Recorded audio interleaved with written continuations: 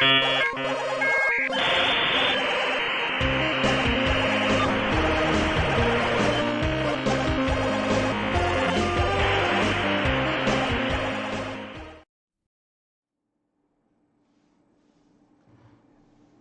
buongiorno a tutti e benvenuti ad una nuova live di Reni Retro. Benvenuti a tutti anche questo 31 di ottobre che di consuetudine si festeggia, diciamo, la notte tra il 31 e l'1 novembre si festeggia la notte di Halloween.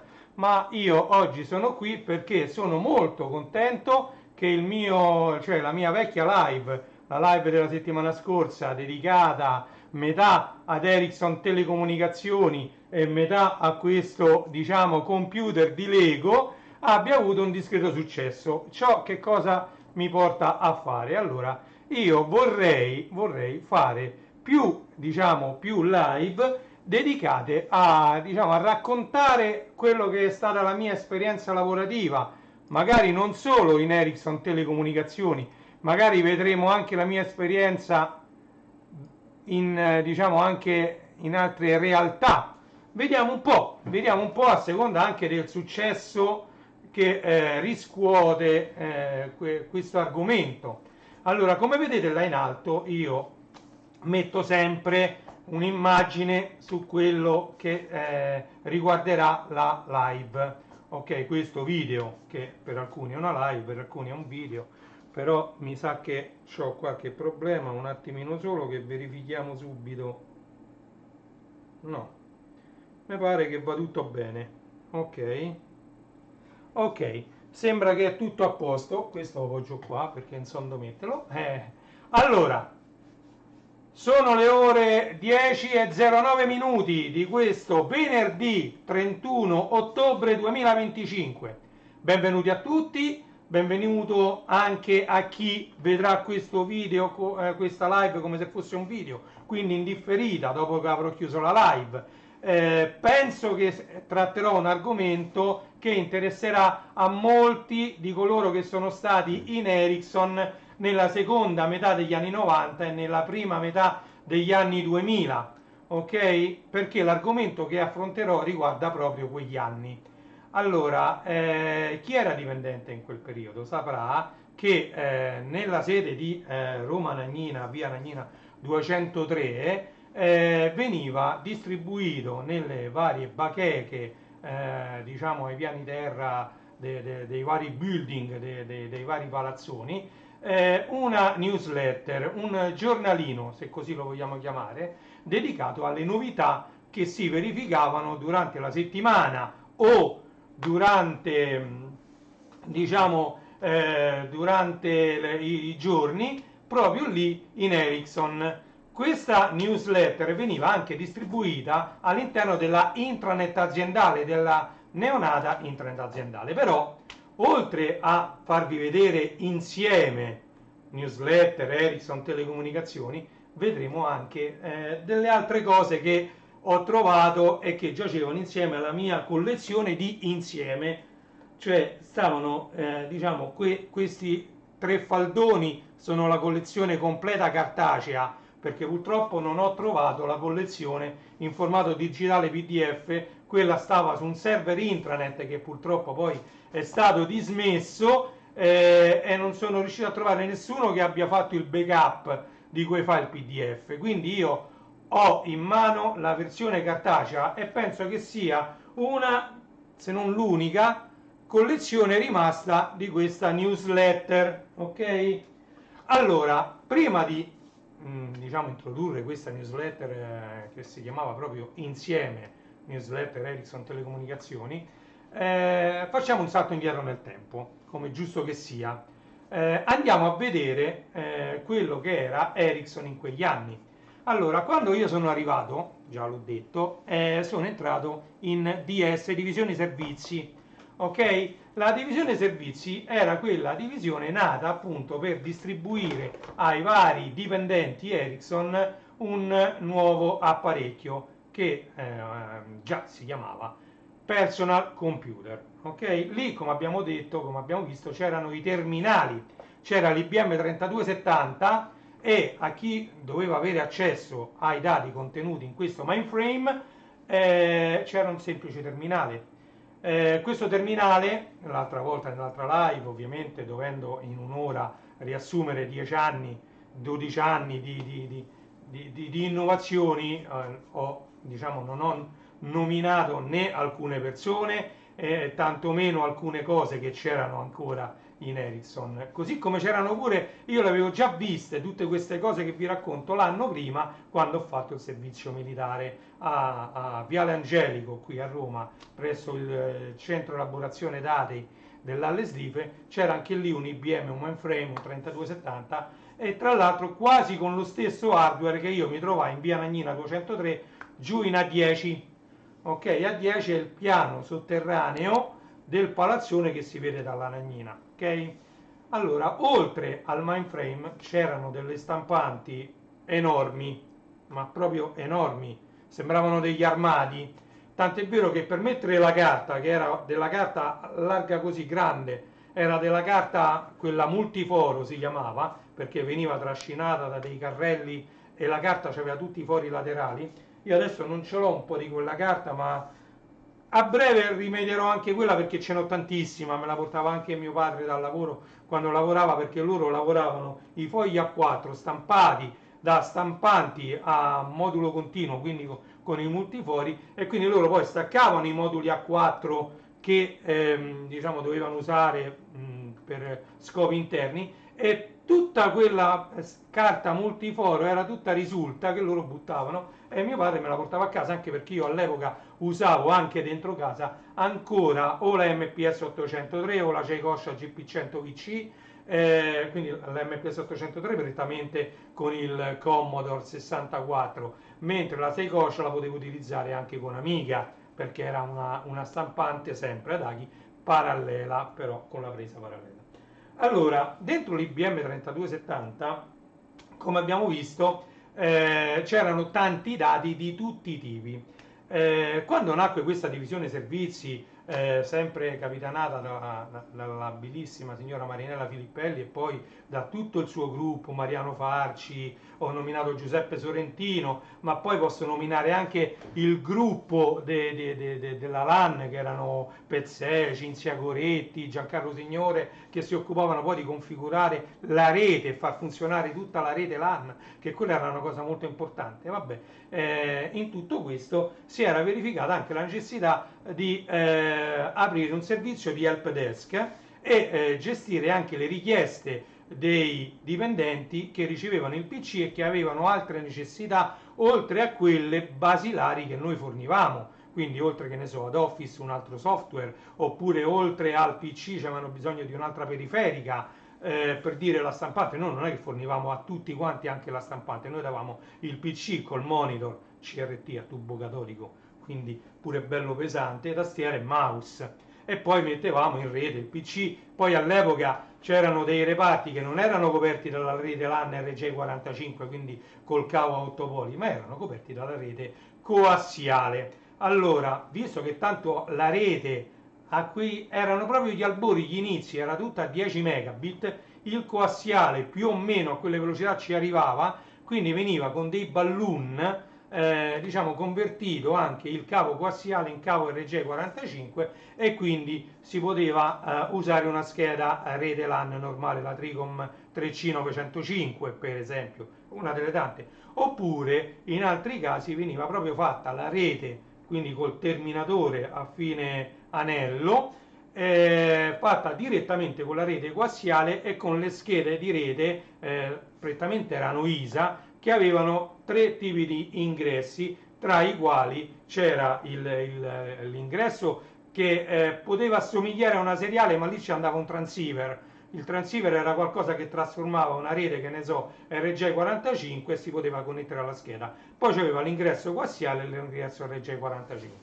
Quindi diciamo che c'erano queste schede prettamente Tricom, ma anche di altre marche, che avevano tre ingressi e quindi tra questi tre c'era anche il coassiale e quindi noi in una stanza di 4 persone noi attaccavamo ad anello queste 4 persone, l'ultimo dell'anello ovviamente aveva una T con da una parte attaccato il terminatore e dall'altra attaccato il cavo coassiale di rete. Questi erano proprio gli albori, quando la rete era molto lenta perché era più che sufficiente per andare a prendere i dati sia dal mainframe, come abbiamo visto con il software Extra Mainframe su Windows 95 e 98, e sia per accedere alla intranet aziendale, anche perché pochissimi, ripeto, pochissimi avevano accesso ad internet. Internet veniva dato tramite dei proxy che venivano abilitati a livello utente, addirittura prima diciamo, dell'installazione del protocollo DHCP, Dynamic Host Configuration Protocol, che distribuiva gli indirizzi IP. Noi addirittura all'inizio andavamo, quando consegnavamo il PC, gli davamo sia il nome del PC che doveva essere univoco e sia l'indirizzo IP che anche quello doveva essere univoco. Prima quindi che arrivassero i primi server Microsoft con DHCP e prima che questo DHCP venisse distribuito diciamo, in tutta l'azienda, c'erano appunto gli IP dati da noi e c'era un responsabile, una persona che su un foglio Excel annotava il nome del PC, il nome dell'utente a cui era stato consegnato e l'IP address associato a questo PC, perché non si potevano dare due IP uguali a due persone diverse, a due PC diversi. Ok? Così come anche il nome fisico del PC. Allora vi faccio vedere una cosa. Noi gestivamo all'inizio le anomalie e i GERI, GERI significa gestione richieste, quindi l'anomalia era la segnalazione di un malfunzionamento del computer, del sistema operativo, del software, ok? Mentre il GERI era una gestione di una richiesta nuova che esulava diciamo, dalla fornitura standard che Ericsson dava ai propri dipendenti. Questa è un cimelio, ce n'ho tante, ce n'ho un contenitore pieno. Questa, gestita tramite 3270, è la lista di alcune anomalie.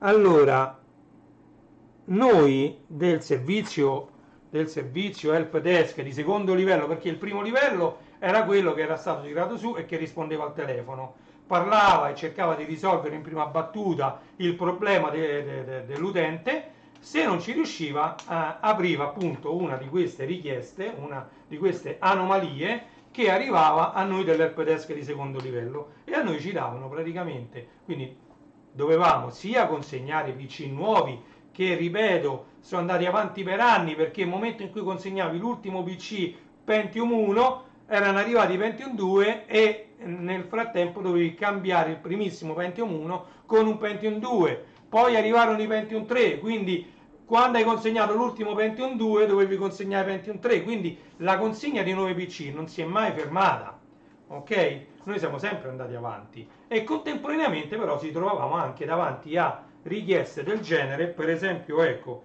qui c'è scritto problema con Extra, vi ripeto, Extra 32 era il software clientino per Microsoft e Windows che permetteva di accedere al mainframe, ok, al 3270.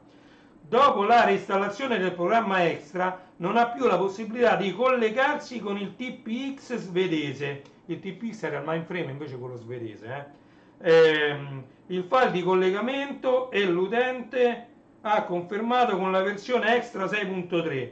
Si prega di reinstallare in versione 6.3 l'Extra per permettere all'utente l'accesso verso Stoccolma. Praticamente c'erano dei file di configurazione, sicuramente, adesso non ricordo benissimo, ma mi pare che erano dei file di tipo INI, dove lì c'erano gli IP address dei mainframe, perché anche i mainframe che non lavoravano con IP address, per poter lavorare in una rete LAN che stava nascendo, quindi tramite questo software, erano stati connessi con dei particolari convertitori anche alla rete LAN, quindi continuavano a funzionare perché molti utenti ci accedevano ancora con i terminali e quindi la rete terminale era ancora attiva e funzionava.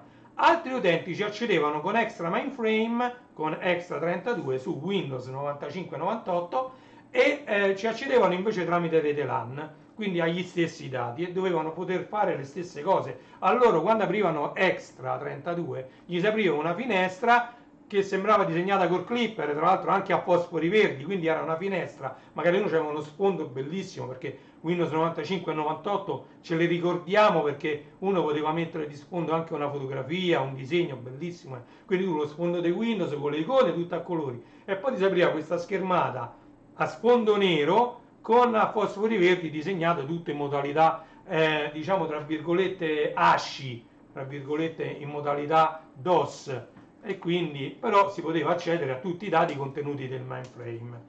E quindi qui bisognava andare ad aggiungere agli IP nel file di configurazione l'indirizzo IP del mainframe di Stoccolma, che era diverso da quello che stava in, diciamo, a Roma.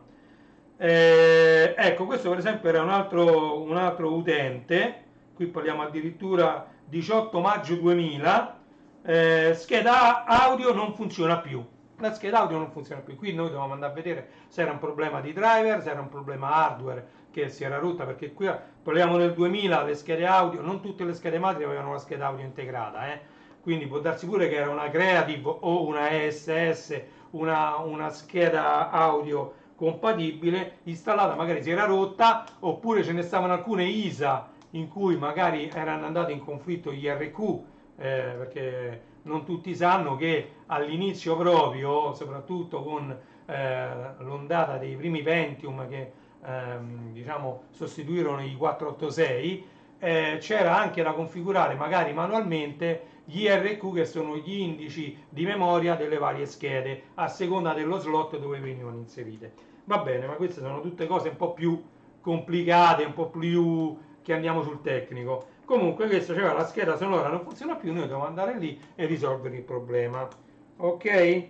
Quest'altro utente invece ha aperto l'anomalia perché problemi con Explorer. Ok? Qui invece problemi con riconfigurazione di Extra.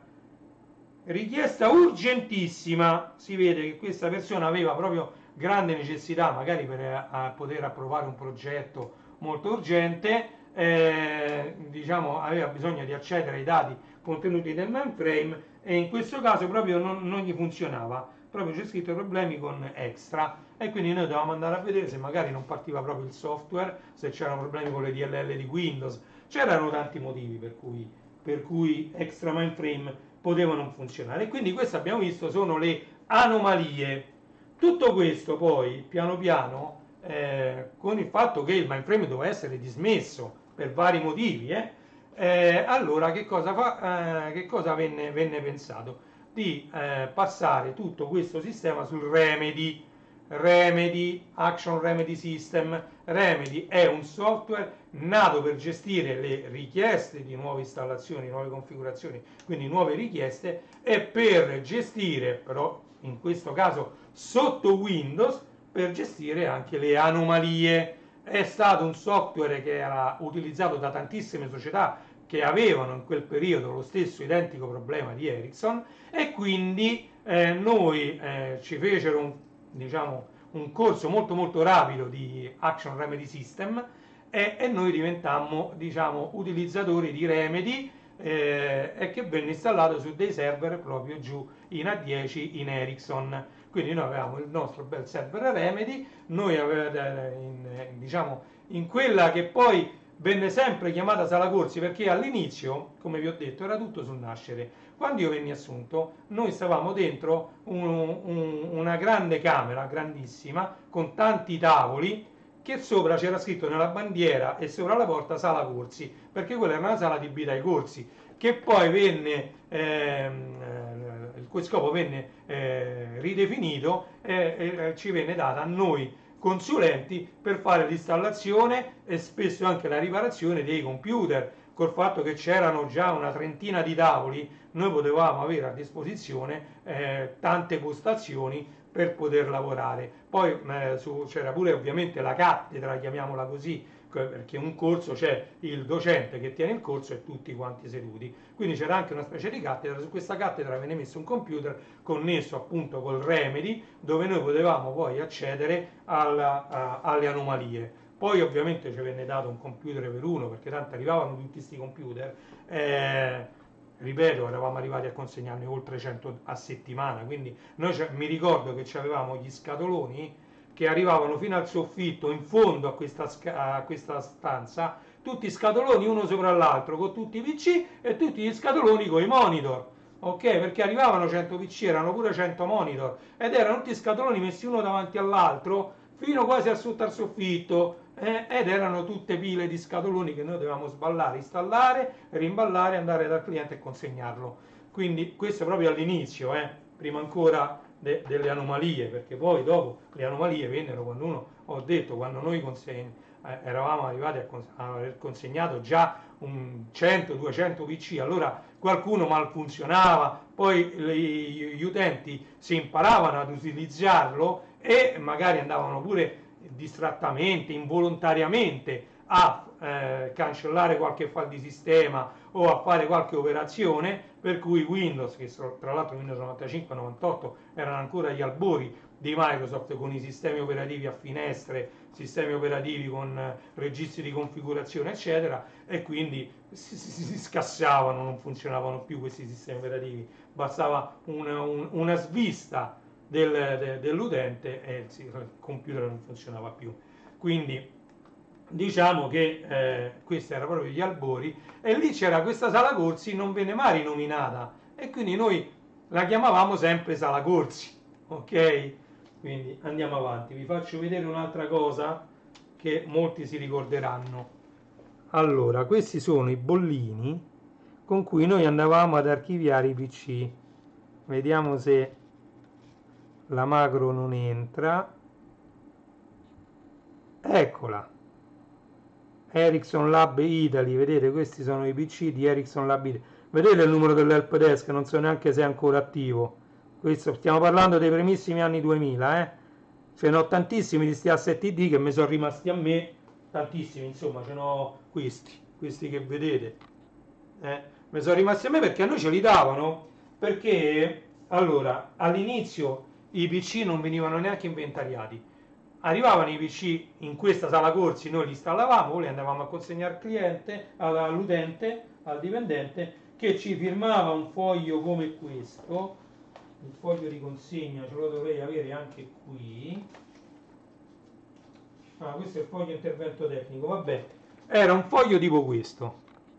Lui ci firmava un foglio tipo questo, vedete, un foglio tipo questo, e noi consegnavamo il PC, mettevamo la user ID dell'utente, il nome dell'utente, l'ID che era TEI qualcosa se era un dipendente, o QEI qualcosa se era un consulente. Vedete indirizzo IP qua, perché vedete indirizzo TCP IP, proprio perché all'inizio non c'era il DHCP ovunque. Se c'era il DHCP noi mettevamo sì là, oppure mettevamo una spunta, non scrivevamo l'indirizzo IP perché era tutto gestito in automatico. Vedete intervento tecnico, vedete tipologia dell'intervento, hardware o software, nome utente, UO sta per unità operativa, UO. Poi c'era la user ID, come vi ho detto, vediamo se riesce a rimettere a fuoco.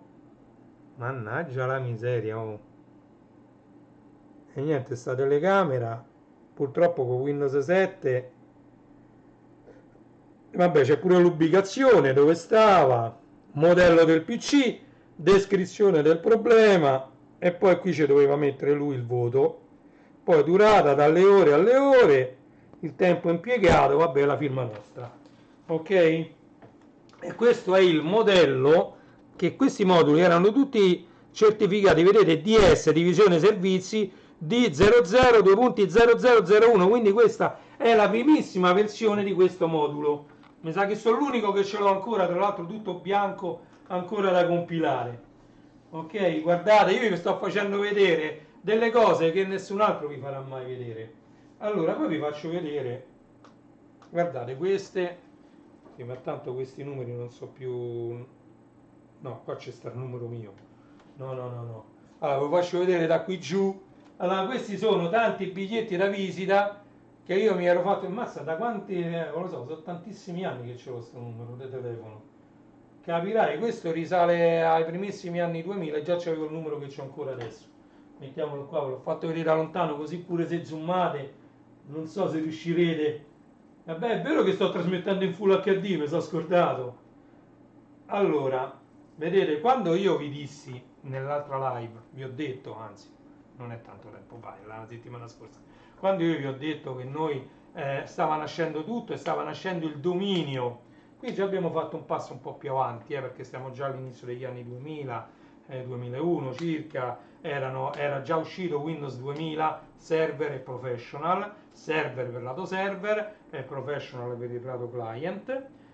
Guardate un po' che cosa mi ritrovo io. Amministrazione server nel dominio erdit 001 Ericsson Domain Italia 001. Noi, allora, tutti gli utenti erano stati già inseriti già quando c'era Windows NT4 Server, erano già stati inseriti quasi tutti, poi piano piano vennero inseriti pure quando venne passato tutto da Windows NT4 a Windows 2000, nel dominio, diciamo, EMDEU 1, Ericsson Master Domain Europe 1. Allora, quel dominio era un dominio enorme che, diciamo, conteneva gli utenti di Ericsson a livello europeo di tutta Europa.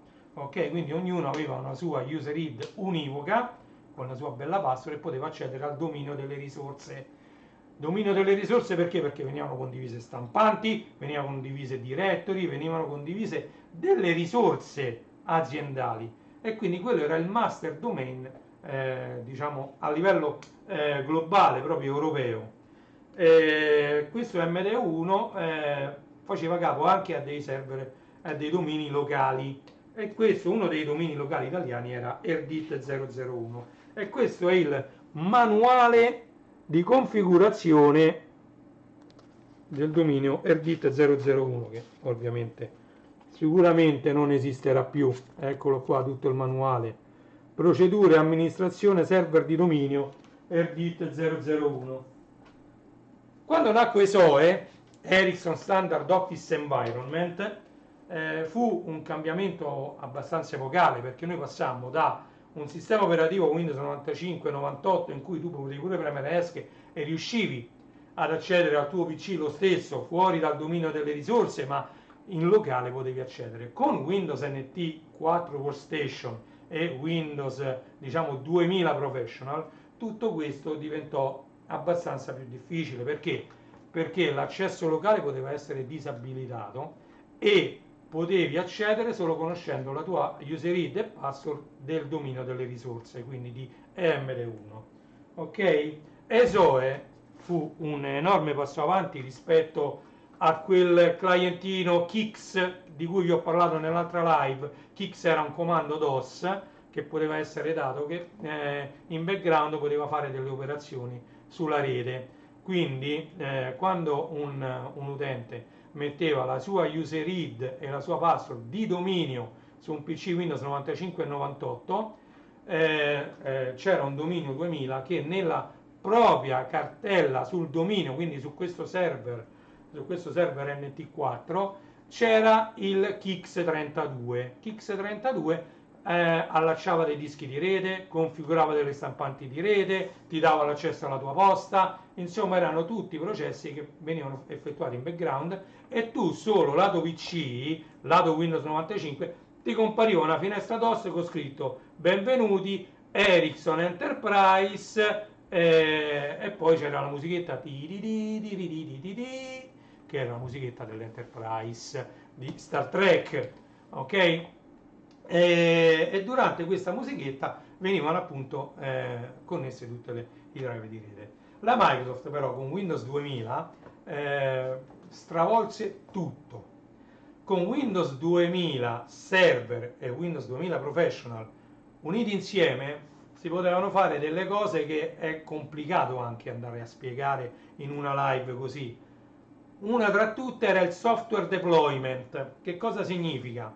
Che se io avevo bisogno di project di Office, io telefonavo al servizio di Helpdesk, gli dicevo che ero stato autorizzato, ovviamente c'erano da fare delle autorizzazioni perché lì c'erano delle licenze da pagare, ogni divisione aveva a disposizione dei soldi da spendere anche nelle licenze e nel software, e poi questo software risiedeva su un server in un formato particolare, e se un utente era autorizzato dal proprio responsabile, aveva diciamo correttamente fatto tutte le richieste, l'helpdesk non faceva altro che abilitare il deploy di quel software, quindi metteva un flag su project.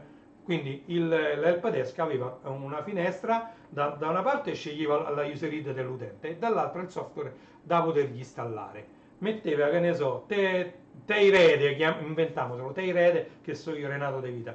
Teirede da una parte cliccava Teirede e vedeva tutti i software che già avevo installato, flaggava project, io facevo log off dal dominio, rimettevo la mia password e a me veniva scritto questo: ESOE Client 2000 installazione in corso, e praticamente partiva in automatico l'installazione di Project 2000. Non c'era più bisogno che noi tecnici andavamo dall'utente a fare l'installazione uno alla volta dei software. Fu un enorme passo avanti. E questo è il modulo invece di consegna di un PC ESOE Client 2000. Ve lo voglio mettere proprio così perché questa è un'altra cosa che ho solo io, mi sa.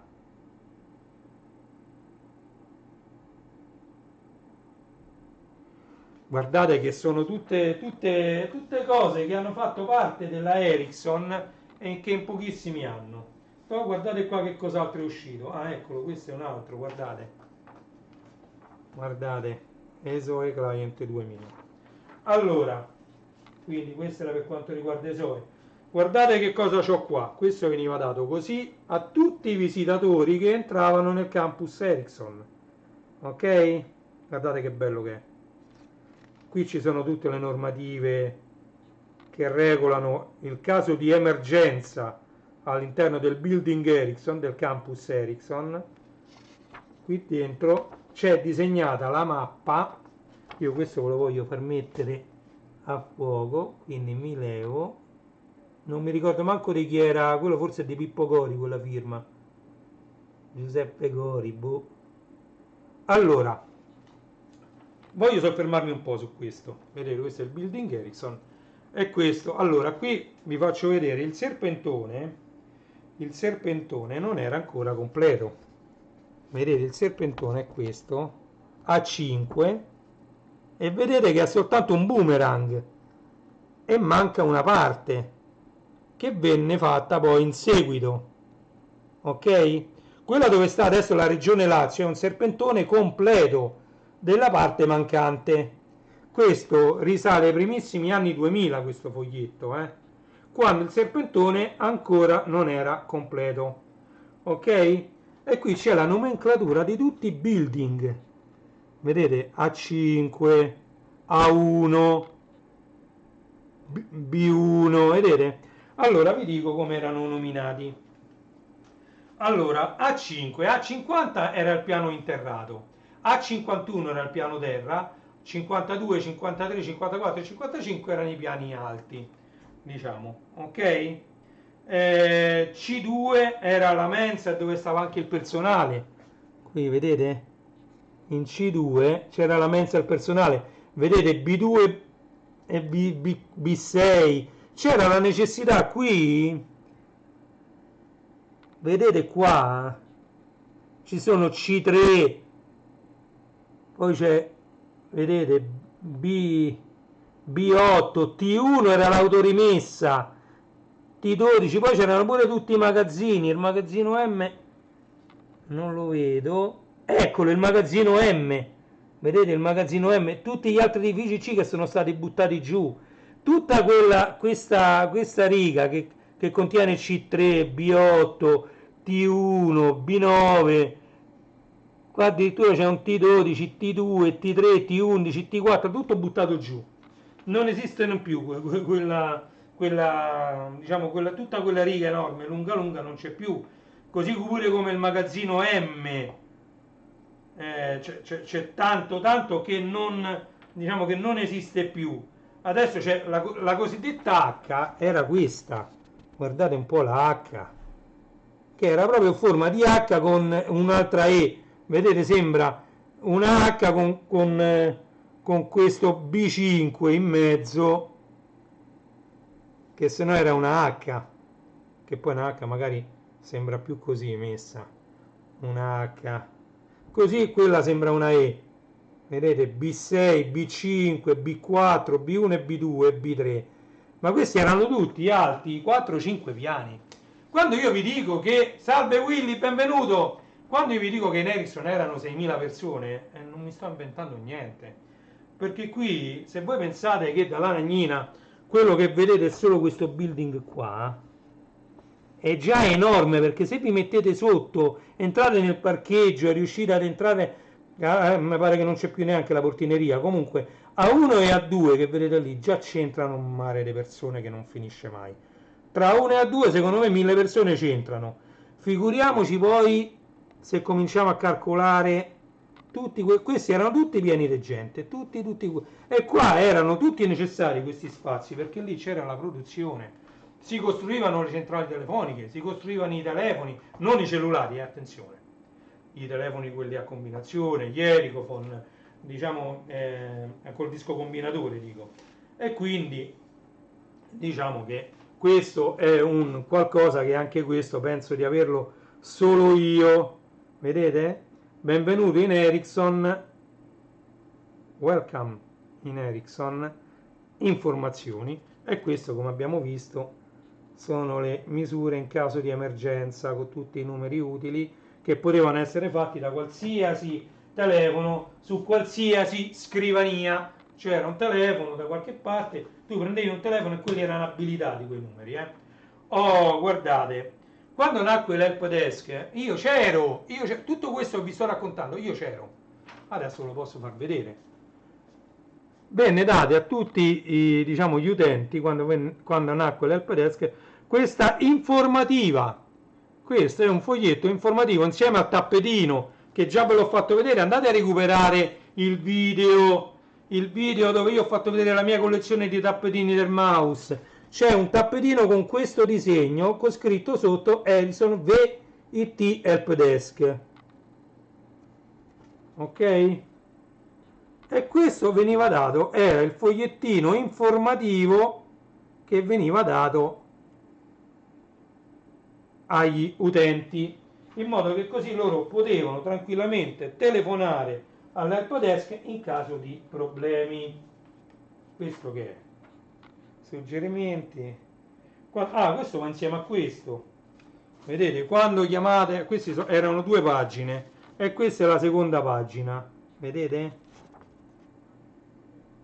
guardate che roba, questo è un archivio che secondo me è storico, ok, e questo fa parte. Allora torniamo sempre all'altra live, sempre per le cose che io cerco di ricordare, non mi invento niente. Ora vi faccio vedere alcuni fogli. Ecco, questa è una stampa parziale, mi è rimasta a me, non lo so, lo so. Vabbè. Ve lo faccio vedere. Allora, questo è uno dei server che gestivo io, EIT RMNT 116. Vedete gli amministratori, vedete administrator, che è l'amministratore locale del server, poi c'è il DIT 001 admin, che sono tutti gli amministratori del dominio MD1. Ovviamente uno appena mette il server sul dominio MD1, questo mi ha messo di default. MD1 Quayred era la mia user id, vedete Renato De Vita tra parentesi. Poi c'era il DIT 001, quindi il dominio italiano, domain administrators, e BRDESA, che è Franker Barosa, Ericsson, no, non mi ricordo. Comunque, Quairede era l'utente locale e poi Teitia, Pierluigi Diano era il mio responsabile, l'altra volta non l'ho nominato, sempre del gruppo Pippo Gori, Salvatore Ciano, Pierluigi Diano che saluto e abbraccio, ricordo con tantissimo affetto. E qui ci sono tutti backup operators, chi era abilitato a fare il backup, tutti diciamo i gruppi locali che io avevo creato. E insomma c'è veramente un mare di lavoro. Vedete, io avevo creato dei gruppi di utenti locali che mi servivano localmente, ok? E quindi questa era la configurazione di questo server che si chiamava EITRMNT 116.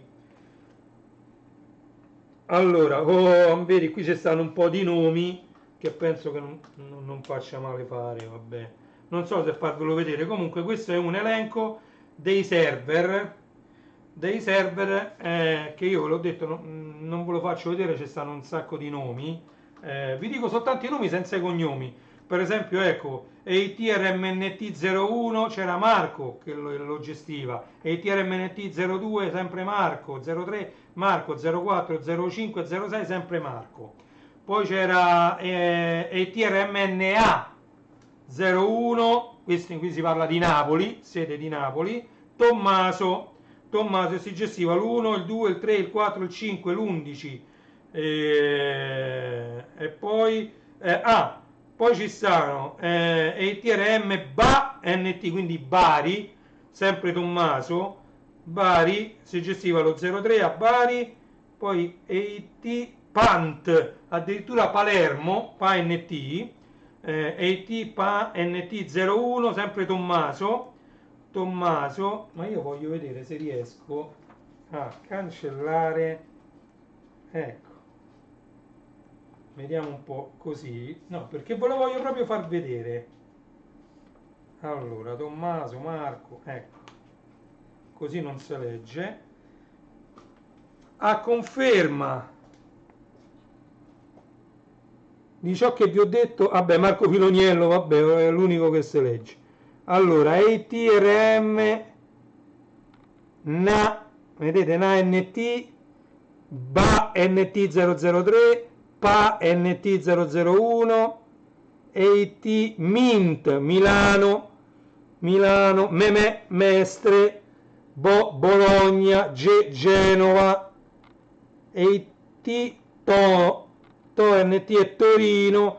Vedete, c'erano una marea di server. Quando io vi dico che erano un fagotto sti server, e poi ci stanno quelli di Roma, che ovviamente la maggior parte li gestivo anche io, e i TRMNT 136, 146, 116, vedete, questi sono numeri altissimi, poi i TRMNT 020, 046, 065, 076, 007. Anzi, io voglio salutare ovviamente anche il mio amico Massimiliano, Paolo, Vito, Vincenzo. Qui ci stanno tutti i nomi dei nomi del gruppo a cui vennero assegnati da gestire questi server, ok? Quindi, come vi ho detto, Ericsson stava crescendo in una maniera incredibile e avevamo un mare di server da gestire, ma proprio tantissimi. Solo a Roma erano più di 100, perché io, ecco, gestivo il 148, eccolo qua, ITRMNT 148, Renato De Vita, 116 Renato De Vita, 136 Renato De Vita, cioè, quindi erano tantissimi server, ok? Andiamo a vedere. Questo è CSR, Centro Servizi Radiomobili, TIRD, non c'è un nome, non mi pare. Il risultato è... Allora, questo era, diciamo, la richiesta di riparazione di un cellulare aziendale. C'era questo centro servizio radiomobili che era autorizzato a riparare i cellulari aziendali. Quindi uno apriva sempre tramite una maglietta, erano i primissimi cellulari, prima del T28, prima i primissimi cellulari, no? Se rompevano e uno. Allora, guardate, io qui ho tutti i numeri da insieme, Stanno qua c'è tutta la collezione completa, ma non vedremo quella contenuta qui, ma quelli che ho qui. Però prima come vi ho detto, mannaggia, non so se mi sta vedendo, però io lo saluto tanto, Salvatore Ciano. Vi faccio vedere un'altra cosa che ho solo io. Questo risale, sono delle cose che risalgono alla seconda metà degli anni 90, prima degli anni 2000, perché poi venne strutturato tutto in modo molto diverso. Prima dei buoni mensa, prima di tutto, c'era la necessità di gestire i pasti di circa 6.000 dipendenti. E come si faceva a gestire? Perché poi ogni pasto costava, qui non era tutto, cioè una cosa dice vabbè io posso regalare 2, 3, 4, 10 pasti a un'azienda così grande, 6.000 pasti, se parliamo pure in lire, magari costavano 6-7 mila lire a pasto, cominciano a diventare un sacco di soldi al giorno. Non solo, ma c'era anche, perché a pranzo c'erano tutti, tranne quelli che stavano in trasferta, ma c'erano tutti. A cena c'erano solo i turnisti, erano meno persone, infatti io mi pare che erano 8 file alla mensa, la sera era aperta solo una, che era più che sufficiente. La sera mi pare che si cominciava dalle 7 alle 9 si poteva mangiare, quindi 2 orette e loro davano da mangiare a quelli che erano i turnisti che facevano la notte. All'inizio come gestire tutto questo? Con dei tagliandini come questi. Salvatore, perdonami, ma faccio vedere quelli tuoi. Ok? Vedete, lì c'è il numero di matricola. Ovviamente solo il responsabile del dipendente poteva autorizzare la consegna di questi buoni. Vedete? Buono pasto per il 14 dicembre, 13 dicembre, 10 dicembre, 9 dicembre, 6 dicembre, 5 dicembre. Vedete? Uno bastava che dava questo buono, questi sono facilmente staccabili, sono pretagliati tutti quanti, sono pretagliati, staccava quello del giorno a cui si riferisce, perché come vedete ognuno si riferiva a un giorno, vedete 1 dicembre, 5 dicembre, non potevi consegnare il pasto del 9 dicembre, che ne so, il 10 o l'8 dicembre, dovevi consegnare quello del giorno, ok?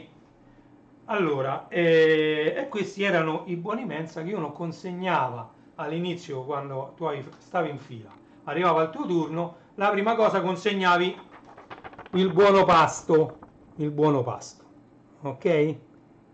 Buono pasto, e poi ti prendevi ciò che ti andava. Ripeto, la mensa dell'Erison a livello, ma mi sa proprio italiano, sicuramente a livello di Roma era considerata una delle migliori mense che c'erano su Roma, e mi pare pure a livello italiano, non mi vorrei sbagliare, proprio perché si mangiava molto molto bene. Era gestita dall'Abruzzo Chef, vedete? Abruzzo Chef, vedete la ristorazione Abruzzo Chef, vedete? La ristorazione Abruzzo Chef, ok? Era gestita ottimamente e si mangiava veramente bene. Io ho avuto la fortuna di poter andare a vedere anche le cucine, di poter andare a vedere dietro agli uffici, di come veniva gestita tutta questa cosa enorme, che io mi ricordo nelle cucine i pentoloni così grossi che era difficile poterli spostare. Erano pentoloni alti quasi 1 metro, belli larghi pure quasi 1 metro di diametro, perché erano giganteschi. Allora, e c'era praticamente, queste pentole venivano gestite totalmente sul posto dove stava appoggiata questa pentola. C'era il fornellone del gas per scaldare l'acqua. Quando bisognava lavarle, venivano girate sottosopra queste pentole, forse in 2 si prendevano perché pesavano, si giravano sottosopra e c'era il getto di vapore che le lavava, perché per terra c'era tutta una grata. Ok, questo ve lo racconto perché penso che le grandi mense, grandi e grandissime mense, perché qui parliamo di 6.000 persone, quindi non sono mense medie, di medie dimensioni, qua si parla già di mense grandi o grandissime, ok? E ce n'erano diversi di questi pentoloni, E quindi, diciamo, questa pentola veniva girata sottosopra e c'erano questi getti di vapore, non so se c'era pure detersivo, ma penso di sì, forse qualche disinfettante, quello sicuro. Quindi venivano lavate girandole sottosopra e avviando il lavaggio. ok? Poi venivano rigirate e venivano riempite da sotto di acqua, capito? Poi c'era un, diciamo, come se fosse un rubinettino per svuotarle dell'acqua, quindi diciamo era qualcosa di gestito, non ve lo so neanche spiegare. Io mi ricordo solo questi pentoloni giganteschi, queste grate che servivano appunto poi per scolare l'acqua, per scolare pure la sporcizia quando venivano lavate con il vapore e con il disinfettante, ma tutto organizzato al meglio, al meglio. Gianluca Martinelli, Ol- Oldissimal, lo so, la maglietta col floppy disk, che poi li vedete anche qua, questi sono i floppy disk, che me li sono tenuti proprio perché vi volevo parlare anche di questi floppy, perché ultimamente ho pubblicato dentro un gruppo questo floppy qua, guardate, Peter Norton Ghost 2003, questo viene appunto dalla Ericsson. Ehm, Qui in mezzo io ho anche il dischetto formattato Linux che partiva su qualsiasi PC. No, questi sono nuovi sti dischetti. Ah, vedi, questo mi si è tutto sfondato, questi si sono storti. Com'è possibile che si sono storti? Questo si è proprio rotto, questo, guardate come si è storto questo, tutto storto, guardate. Eppure stavano dentro la scatoletta, non c'è più neanche la molla qua. Ma non c'è più neanche la molla, vabbè. Magari sarà qua dentro. No. Vabbè, questo non mi sembra pure che... Ah no, qua ci sta un 2. Guardate, c'è disegnato un 2. Quindi questo è il dischetto 2 di qualcosa, quindi c'è registrato qualcosa dentro. Sì, ma non mi ricordo manco l'anticamera. No. Facciamo una cosa. Prima metto questi. Questi quindi sono tutti registrati. Ah, e questo sarà un backup. Non mi ricordo perché qui c'è scritto 3. Vedete? 4. Questo sarà fatto con un programma backup per andare a fare poi il restore servirebbe proprio quel programma là, ma non mi ricordo, purtroppo poi la memoria se ne va. E queste erano addirittura le etichette imballate da mettere sui floppy, vedete, tutte colorate di colori diversi. Guardate, ah, queste si aprono, tra l'altro non è stata usata, vedete? Queste sono le etichette dei floppy per scriverci quello che contenevano. Cioè, vi sto facendo vedere delle cose che raramente vedete. Non è facile, E ora rivedremo pure la cosa più... Quanto sto di live? 53 minuti, ok, quindi vediamo le ultime cose. Allora, il Ghost, come vi ho detto, viene dal comando Unix dd. Noi utilizzavamo il comando Unix. Poi, quando Peter Norton... sì, sono sempre utili, vero? Sempre, sempre utili. Quando arrivò Peter Norton, distribuì il Ghost a pagamento, la Ericsson fece un accordo quadro addirittura con la Norton, noi potevamo utilizzare proprio a iosa il Ghost, poi io mi inventai, perché io ero quello che aveva più fantasia lì dentro con i server, mi inventai un server dove dentro c'erano le immagini GHO con, che ne so, Toshiba Tegra 8000 e Windows 98, Toshiba Tegra 8000, Windows NT4 Workstation, Toshiba Tegra 8000, e c'erano tante immagini GHO con già tutti i driver messi, con già tutti i software installati, tutto quanto. Noi partivamo, mi sa che sta, sì, sta lì per terra, guardalo là, Norton Ghost che parte da rete, vabbè, laggiù non ci posso proprio arrivare perché sta tra due mobili messi così, sono caduti per terra i dischetti prima mentre li prendevo e non ci riesco ad arrivare. Comunque avevamo fatto, diciamo, noi del gruppo avevamo fatto un dischetto che partiva dal dischetto proprio, che cosa faceva? Caricava i driver di qualsiasi scheda di rete c'era sul PC. Se era un portatile, la scheda di rete poteva essere PMCI, poteva essere, l'USB ancora non c'era, quindi poteva essere integrata sul PC, perché cominciavano ad uscire i primissimi PC che c'erano sia il modem 56K che la scheda di rete integrata su scheda madre, e quindi non avevano bisogno più della PMCI, oppure sui PC fissi potevano essere ISA, potevano essere PCI, insomma potevano essere integrati su scheda madre, potevano essere di qualsiasi marca. C'era un driver universale che in pochi kilobyte tirava su in ambiente MS-DOS la scheda di rete con un IP che era diciamo dedicato solo a quei dischetti, quindi con un IP fisso. Ogni dischetto aveva il suo IP dedicato, quindi non potevamo lanciare, che ne so, due dischetti con due IP address uguali, perché sennò c'era conflitto di IP address e non si poteva fare, non poteva esserci nella rete, non avrebbe funzionato la rete.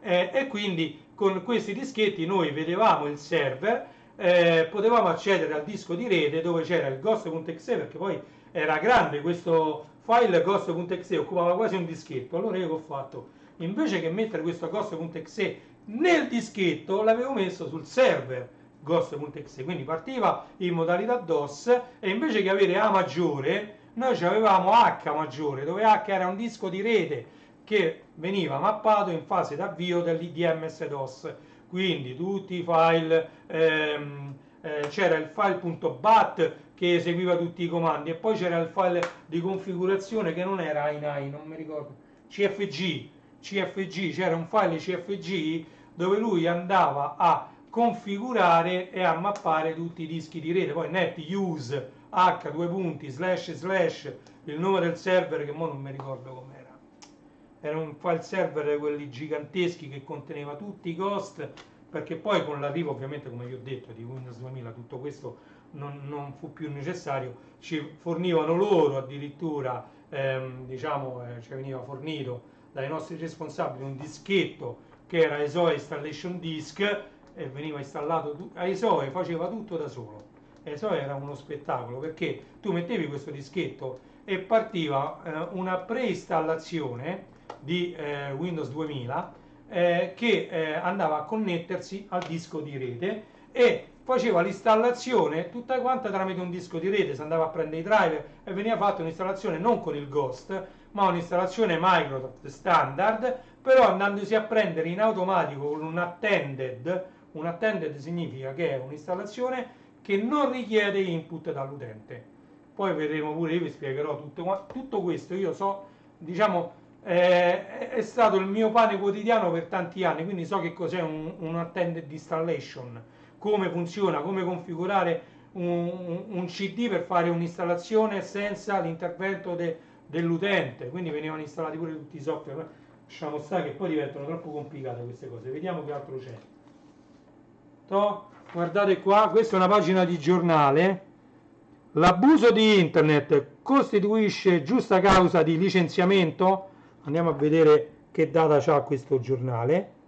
Martedì 26 febbraio 2002. Vedete che giornale è? Andiamo a vedere Italia Oggi. Vedete? L'abuso di internet. E questo è tutto un articolo, ma questo è. Allora, io ho la pagina a colori qua dentro di questo, cominciamo a vedere un po' insieme. Questo è il numero di insieme, una fotocopia bianco e nero dedicato a un telefonino iconico della Ericsson T28S a 360.000 lire solo per i dipendenti. Il T28S ricordo essere stato un telefono iconico che ha fatto la storia di Ericsson.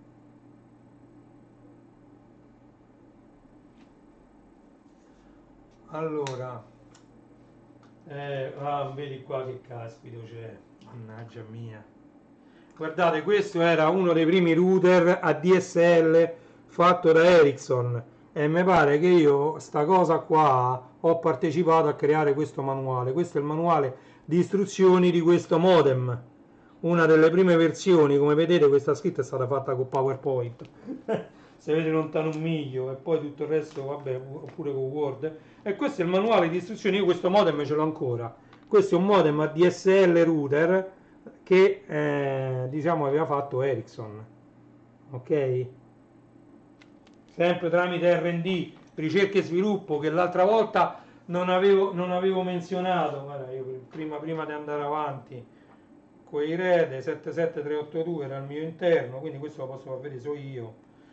Vedete? Allora, questo era il modulo che andava compilato quando un client doveva diventare ESOE, e qui c'è elencato tutto il software di cui un utente normale poteva aver bisogno.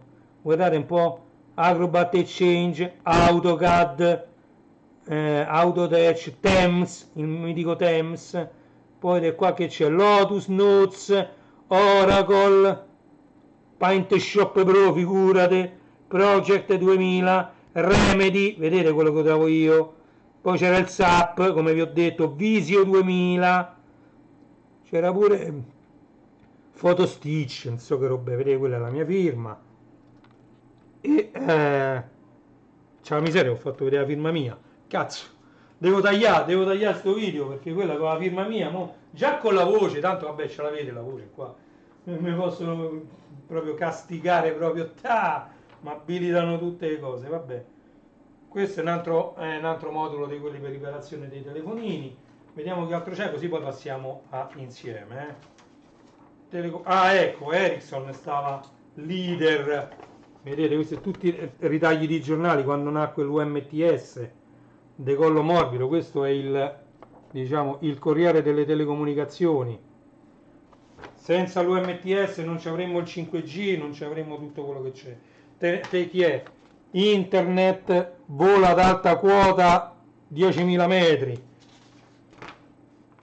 wifi da sigla misteriosa business, quando il wifi ancora non c'era. Io vi racconto tutte queste cose, ma io le ho vissute. Ecco qua, cellulari 3G addirittura, senza fanfare, ma si parte. Guardate che questa è tutta roba che ha fatto la storia. Allora andiamo a vedere questi che sono. Allora partiamo adesso, cominciamo a parlare.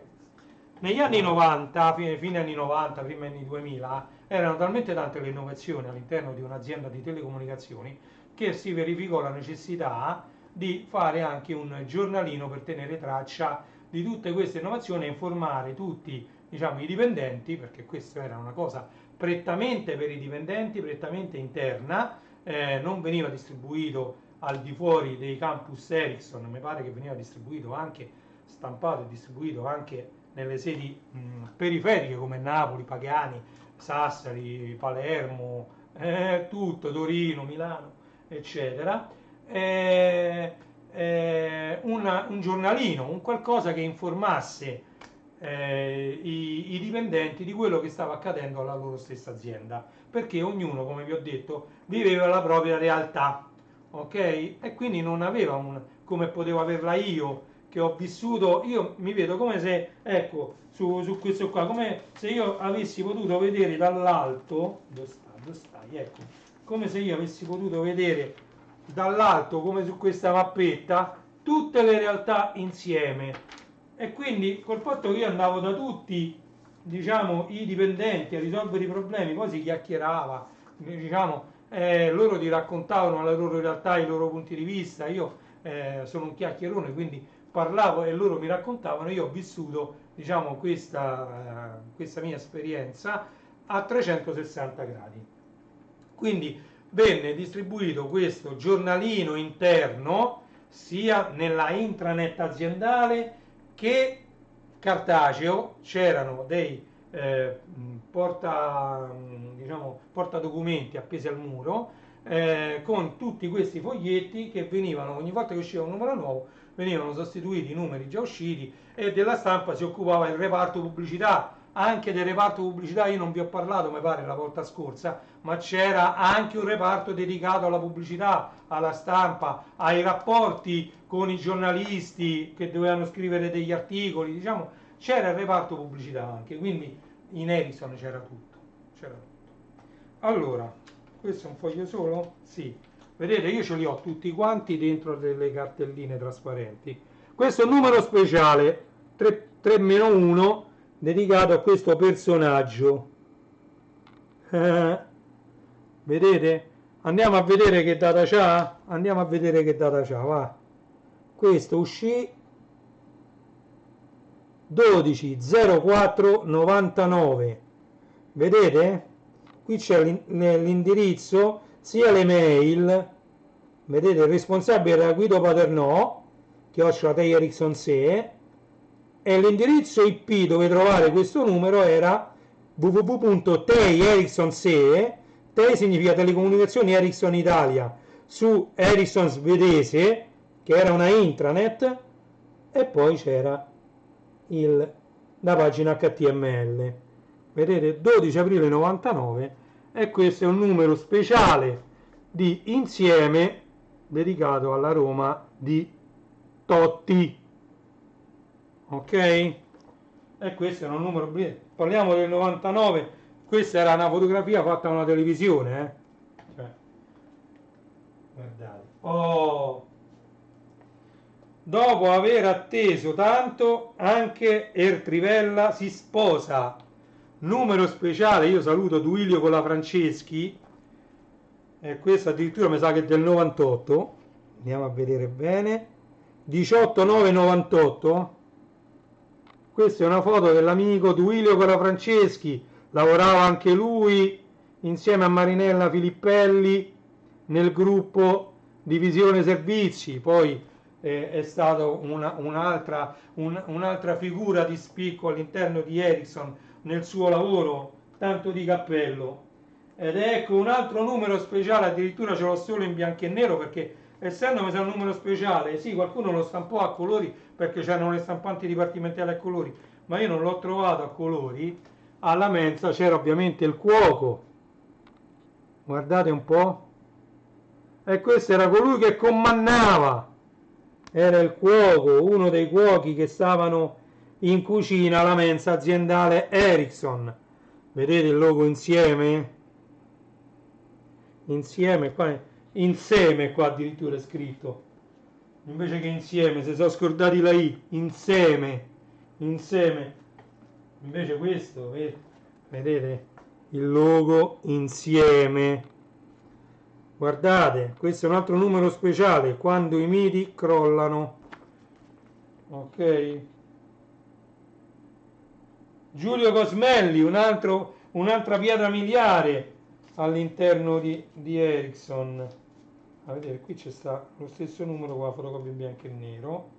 Ebbene sì, l'ennesima conferma che tutti i miti sono destinati a cullare. Il grande Giulio Cosmelli, dopo le lunghe affannose trattative, è finalmente giunto ad un accordo che sicuramente lo appaga in prima persona, ma rende tristi tutti coloro i quali hanno sempre visto in lui l'emblema del supervivere bene. Sentiamo in diritto dovere di esprimere tutta la nostra sottile e silenziosa gratitudine verso colui che in fondo noi tutti, chi più chi meno, abbiamo in qualche volta desiderato di imitare. Questo mi sa quando è andato in pensione. Dopo Giulio Cesare, un altro Giulio che ha fatto la storia. Infatti Cosmelli era molto conosciuto negli anni 90. Andiamo a vedere qui la data, vediamo se riusciamo a mettere a fuoco la data. 28/3/2000, 28/3/2000, ok? E noi andiamo avanti e non ci fermiamo mai. Questo è un numero molto molto più moderno, lo si vede anche dalla grafica. Speciali operatori Insieme, questo è del 2002, per me è semi nuovo, vedete che la scritta Insieme è stata modernizzata, però di questi ce n'ho pochissimi, pochi numeri, vedete?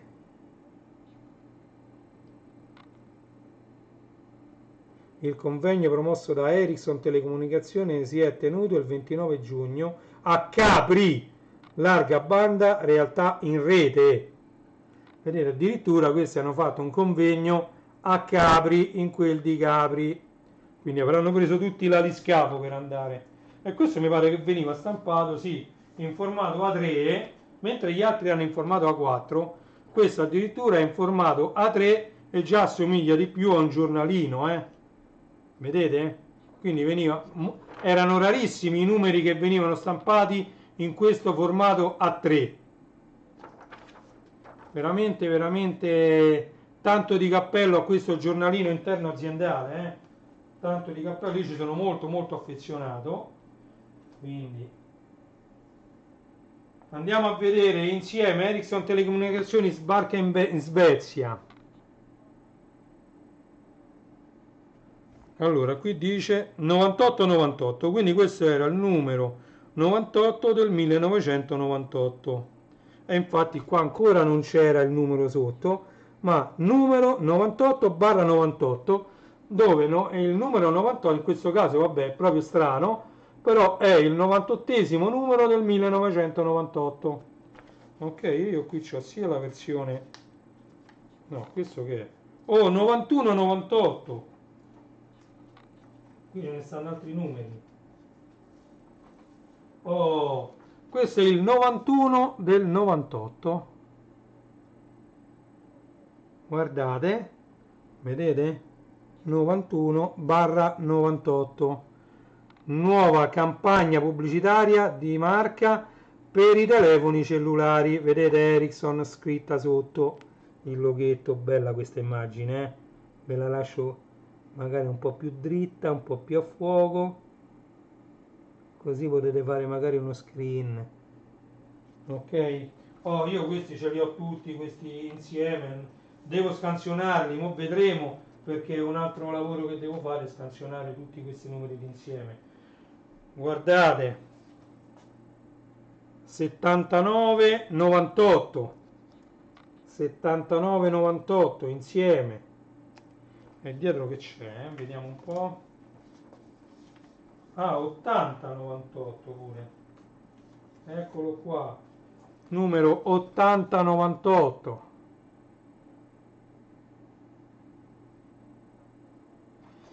Che spettacolo, a me piaceva un sacco questo giornalino.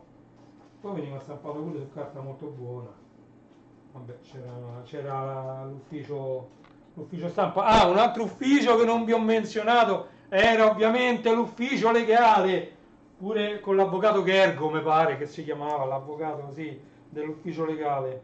75-98, due copie uguali. Ok, vediamo un po'. Erisud, sì. Allora, il centro R&D, quindi ricerca e sviluppo, Research and Development, nel sud Italia. Vedete?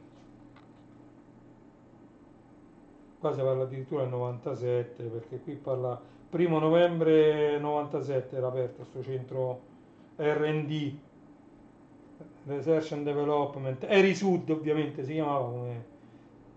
infatti sta scritto proprio qui nel titolo, Erisud, vedete? Ericsson Sud. Oh, andiamo a vedere un'altra.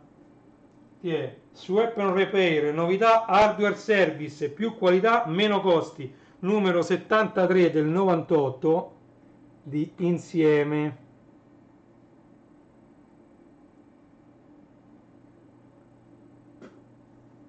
Vediamo, qua ce ne stanno parecchi, eh. Allora, questo è il 73, 74, vi faccio vedere anche il 74. Ericsson Telecomunicazioni, leader nelle vendite di sistemi business phone 250. Come sapete, Ericsson ha fatto anche un sacco di centralini e io mi ricordo che anche alla Mercedes, la sede principale qui a Roma, avevano un centralino Ericsson e tutti i DECT uguali identici a quelli che utilizzavamo noi. Ok, questi sono tutti altri numeri uguali. Ok, andiamo avanti, insieme numero 63, nuovi uffici per valorizzare il nostro ambiente. Ah, e c'è un 149, dai.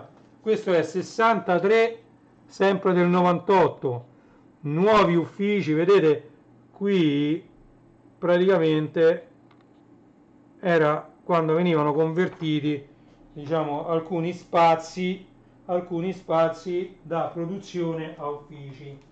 E poi qui c'è un 149, vediamo un po'.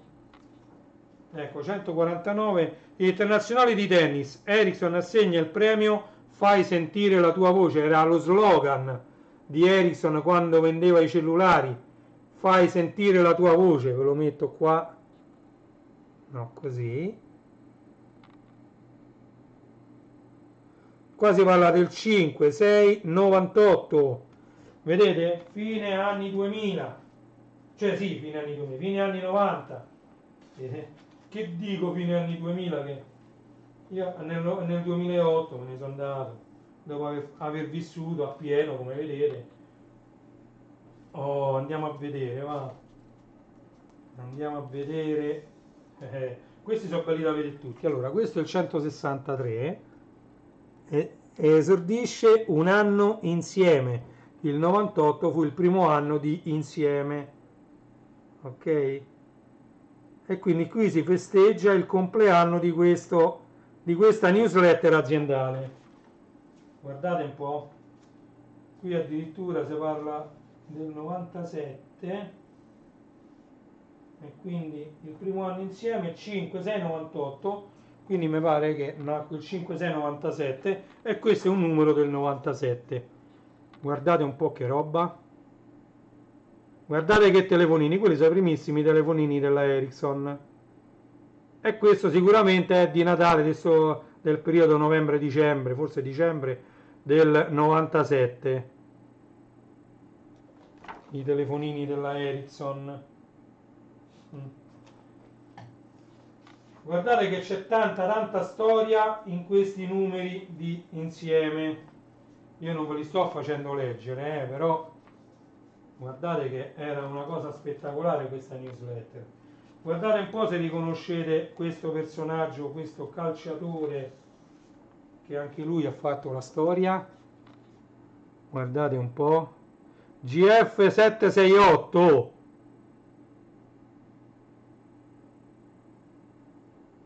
Mi sa che il vecchio logo di Insieme, Insieme prima era stato pensato per finire con la E di Ericsson, però ovviamente così non piacque tanto e dopo venne cambiato con quello che vedete là in alto. Ok? Insieme. Ericsson Telecomunicazioni. Allora, vediamo un po', vediamo questo, poi andiamo a vedere anche questo. Il 33 del 97, primissimi numeri, con il logo diverso. Vediamo che c'era scritto qua. Adesso puoi farne di tutti i colori. GF768, un telefono da campioni. Cioè, questa è tutta la storia che ci ha portato ad arrivare a quello che facciamo adesso. Ok, questi sono gli originali, perché queste sono delle fotocopie, ho sia le fotocopie a colori che gli originali su carta cartoncino, che veniva distribuito pure su una carta abbastanza pesante, non sono i soliti fogli a 4, venivano distribuiti, questa newsletter viene distribuita su della carta molto più pesante. Oh, Emergency Call Center, andiamo a vedere, guardate, Emergency Handling Center, EHC, numero 317, qui già siamo nel 99, vedete, 9 luglio 99, sempre Guido Paternò che gestiva, diciamo, la divisione che curava l'uscita di questa newsletter, che bene o male poi vedete ha fatto la storia. Benvenuti a bordo, neoassunti, questo numero 123, andiamo a vedere 24498, andiamo un po' a vedere che c'è scritto lì, voglio vedere bene, non si legge, oh, mettimi a fuoco. Eita Teins, pensa un po', questo è Teibeco chiocciola TDNS1 degli Ericsson SE. Guardate le mail, questo è il primissimo sistema di mail che ci inventammo. Infatti c'era vedete http www/insieme html, era un server locale. Allora TBCO, questo guarda, era un server che secondo me stava proprio nella stanza di TBCO, perché veramente TDNS1, Teddy Ericsson SE, era il primissimo server DNS. Ora vi spiego al volo che cos'è un server DNS. Un server DNS è quello che distribuisce i nomi a dominio, ok? Domain Name services o domain name server, ok, DNS. Allora, se io scrivo www.class74.it, lui va a cercare questo class74.it in un server per trovare l'IP, è una specie di elenco del telefono. Noi quando cercavamo Renato De Vita sull'elenco del telefono, noi trovavamo Renato De Vita, ovviamente pure l'indirizzo di casa, e accanto c'era il numero di telefono, ok, univoco. Quello che veniva assegnato a Renato De Vita era un numero di telefono fisso univoco, ok? E così funzionano i DNS. Se noi scriviamo www.rai.it, viene preso quel rai.it dal server, dal browser, viene chiesto tramite i DNS, il domain name server, domain name services, tramite il DNS viene chiesto che IP ha questo nome. Allora rai.it corrisponde a questo, ok, io vado direttamente da questo server. Quindi diciamo, quando voi leggete TDNS1, quello era uno dei primissimi server locali LAN dentro alla rete LAN di Ericsson, che distribuiva i, diciamo, i nomi a dominio all'interno della LAN aziendale. Quindi non era come Google, per esempio, che gestisce i nomi a dominio mondiali, no. Il TDNS1, tra l'altro telecomunicazioni Ericsson Italia, TDNS1 gestiva a livello italiano i nomi dei PC. Attenzione, andiamo avanti. Ah, vedete? Io tutto quello che vi racconto. Allora, prima vediamo di che anno è questo. Siamo nel 27 398, numero 110. Sempre Tape Go TDNS1 degli Ericsson 6. Accessibile in intranet il nuovo sito web della direzione acquisti e servizi generali. Vedete? E quindi qua si parla di intranet e non internet. Vedete? Molte notizie venivano diffuse ai dipendenti tramite quella che era definita la intranet aziendale, quindi non tramite internet, ma tramite una intranet. Ok? Oh, Lotus, perché Lotus 123? Che c'entra Lotus 123? Io ci ho lavorato tanto con Lotus. Yeah. E qua c'è un brindisi guardando al futuro. Guardate un po'. Che spettacolo questi numeri d'insieme. Oh, sempre per quanto riguarda il sud, questi erano quelli che avevo conservato io, questi me ne sono stati dati, questi tre, e ci sono tutti. Questi invece sono quelli che conservavo io. Allora, qui 5,31 e 5,28, vabbè. Allora, qui si parla sempre come sviluppo del sud. Il centro di ricerca Ericsson di Palermo. E io ci sono andato 2 o 3 volte con l'aereo fino a Palermo, a dare assistenza sulla rete LAN di Palermo.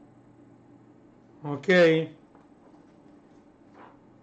Poi andiamo avanti perché qui è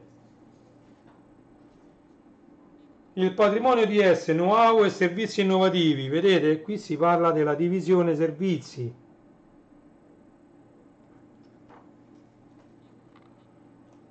Allora, DS Tei Ericsson 6. Intervista Alessandro Cesaroni. Mi ricordo che sopra la signora Filippelli c'era Cesaroni. E questa è l'intervista a Cesaroni. Vedete? Oh, e vuoi mettere a fuoco? Mamma mia. Questa sarebbe tutta da leggere, tutta di un fiato. L'intervista a Cesaroni, responsabile di tutta DS, la divisione servizi. Quanti ricordi, ragazzi? Il progetto di ristrutturazione degli uffici viene ampliato ed esteso al 2000. Allora, vedete, qua c'è una foto dall'alto. Tra l'altro il serpentone, vedete, non è finito, quindi questa è una foto storica. foto storica fatta dall'alto. E qui il progetto di ristrutturazione degli uffici viene ampliato ed esteso fino al 2000 e gli uffici che verranno impattati da questa ristrutturazione sono gli edifici A, B e C. C, ripeto, dove c'era la mensa. Oh, ecco un amministratore delegato che vuoi o non vuoi ha lasciato il segno in Ericsson di cui si è parlato. Tra l'altro, ecco, questo mi sa che...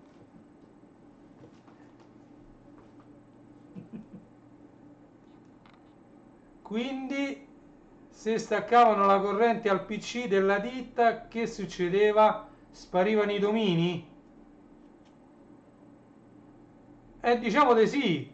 All'epoca, stiamo a parlare del 97, non c'erano... Poi dopo vennero tirati su dei server NT4 con il servizio DNS server attivo, ma quello venne fatto solo successivamente. Ripeto, qui si parla dei Windows 95, dei Windows 98, in pochissimi avevano l'accesso a internet, quasi nessuno. La internet stava nascendo, non c'era proprio tutto sto bisogno dei domain name server, attenzione, perché quei pochi che uscivano su internet uscivano tramite il TEI proxy. Che cos'è un proxy? Un proxy è un server che da una parte è connesso ad una rete LAN, dall'altra è connesso a un'altra rete LAN che può essere anche WAN e può essere internet. E lui, questo server, gestisce l'accesso ad internet. Ok? Questo è diciamo il filtro degli utenti che potevano avere accesso a internet, poteva essere fatto in tanti modi. Uno di questi era tramite dei proxy.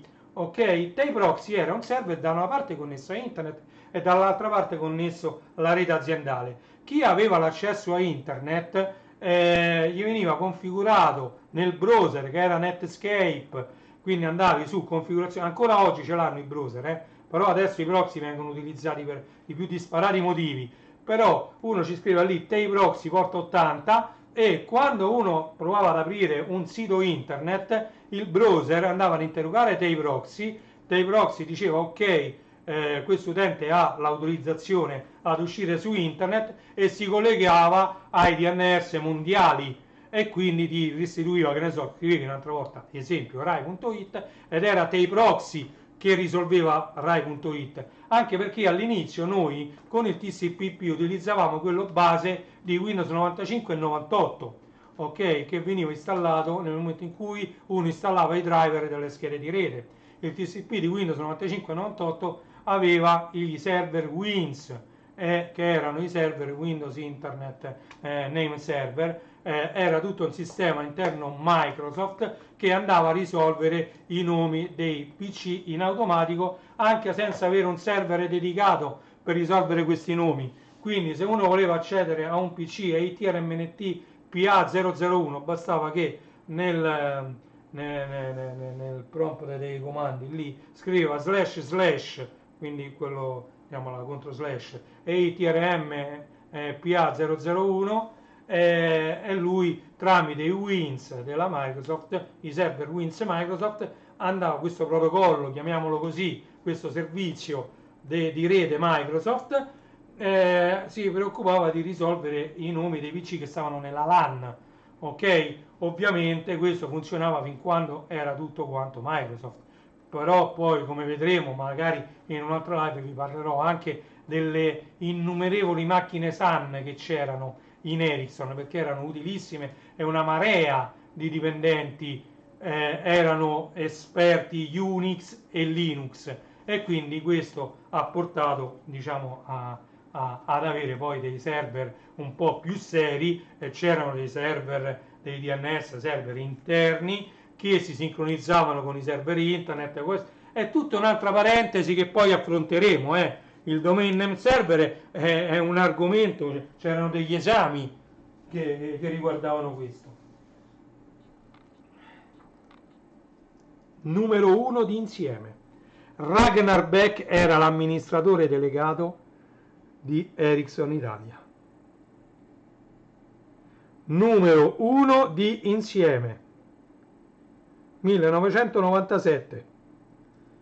Mi tremano le mani, mi tremano le mani. Numero 2 di insieme. la comunicazione in azienda. Mamma mia. Numero 3 di insieme. E qui già vedete i cellulari, il confronto tra un vecchio telefono, che tra l'altro veniva fatto proprio qua in via Nagnina, e un nuovo telefono che invece qui in via Nagnina non veniva fatto.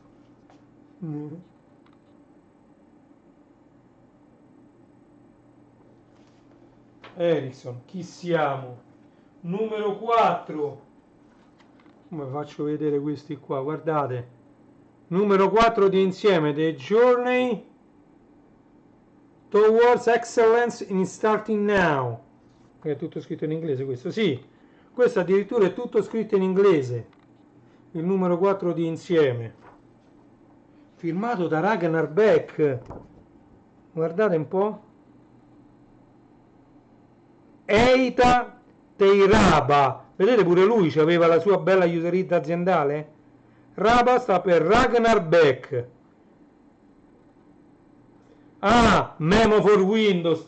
Figuriamoci, prima ancora delle mail, prima di Outlook, prima dei server Exchange di Microsoft. Salve Mario! Allora, prima dei server Exchange di Microsoft, prima di tutto Stambaradam che venne creato in seguito, noi qui dobbiamo sapere che c'erano gli albori, il nascere di tutto. Le mail venivano fatte tramite il Memo for Windows. Vedete? E quindi I can be reached on Memo eita.teierba. Allora, EITA stava per Ericsson Italia, EITA, ok? Teierba era telecomunicazioni, Ericsson Italia, Ragnar Beck. Gli era stata data questa user ID, no Raba, Erba era Erba Rosa, un altro dipendente Ericsson, c'entra niente. Questo è Raba, Ragnar Beck. Veniva usato il Memo for Windows. Memo for Windows insieme scritto come Intel Inside. Sì, diciamo che il font era quello. Il font era quello. Bravo, bravo Mario. Bravo Mario. Però diciamo era insieme come Inside della Intel Inside, quando Intel faceva ancora, diciamo, stavano quasi, però oramai molto all'acqua di rose, ma all'epoca era sentito tra Cyrix, AMD e Intel, la guerra ai processori. Poi rimasero solo AMD e Intel come processori dei PC, e quindi andava per la maggiore mettere sto Intel Inside dappertutto. No, qua non c'è soltanto scritto Intel con il baffo rotondo, con l'ovale rotondo. Numero 5 di insieme, firmato da... Ma questo è sempre il numero 5, uguale, no? No. Ah! Numero 4, il numero 5 è il numero 4 tradotto in italiano. Vedete? Un cammino rapido verso l'eccellenza. E qui sotto, vedete? Il mio management team mi potete raggiungere su memo.eita.teiraba, firmato sempre Ragnar Beck. E questo, il numero 5, era la traduzione in italiano del numero 4. Vabbè, ma che vedevo dire? Qui si fanno salti nel passato, quanto dura sta live? Che ore sono adesso? Sono le 11:40. Vabbè, poi magari la riprendiamo se vi fa piacere. Numero 6, 97 di insieme. Qui che c'è scritto. Cosa è insieme? Ecco. Da qualche giorno avete visto comparire sulle pareti degli uffici, bacheche, dove vi pare, fogli con il logo insieme. Questo, ragazzi, io diciamo sarebbe proprio da scansionare, da ridistribuire. Telefono 7258 è eita.teibco, tdns1.tedns1.ericsson.se, tutti indirizzi intranet, non internet, attenzione. Numero 7, insieme in breve. Questi sono i primi 10 numeri di insieme, ragazzi. No, no, no. Allora, numero 8 di insieme.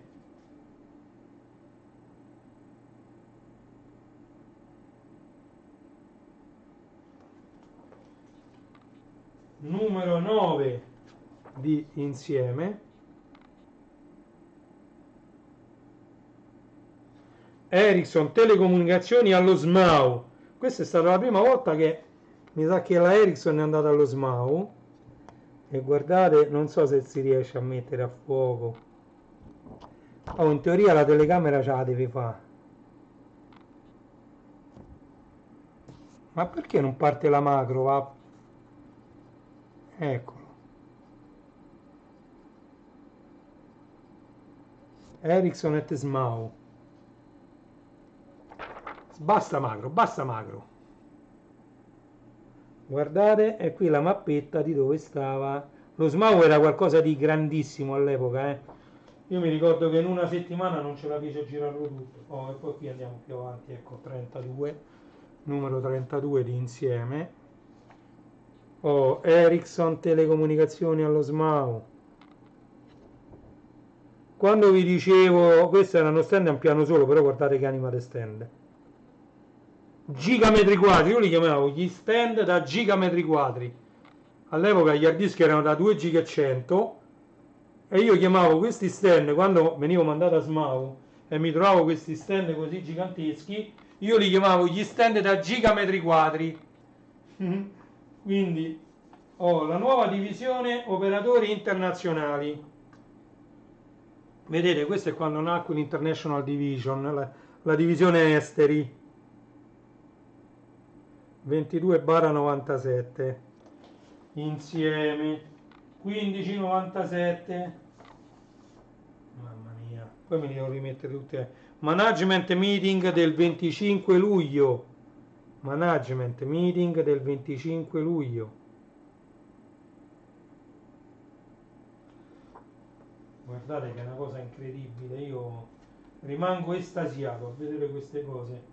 Questo è il 26, già ve l'ho fatto vedere, il 32 pure, quindi questa è doppia copia e sono finiti, ok. Quindi abbiamo visto questi. Allora,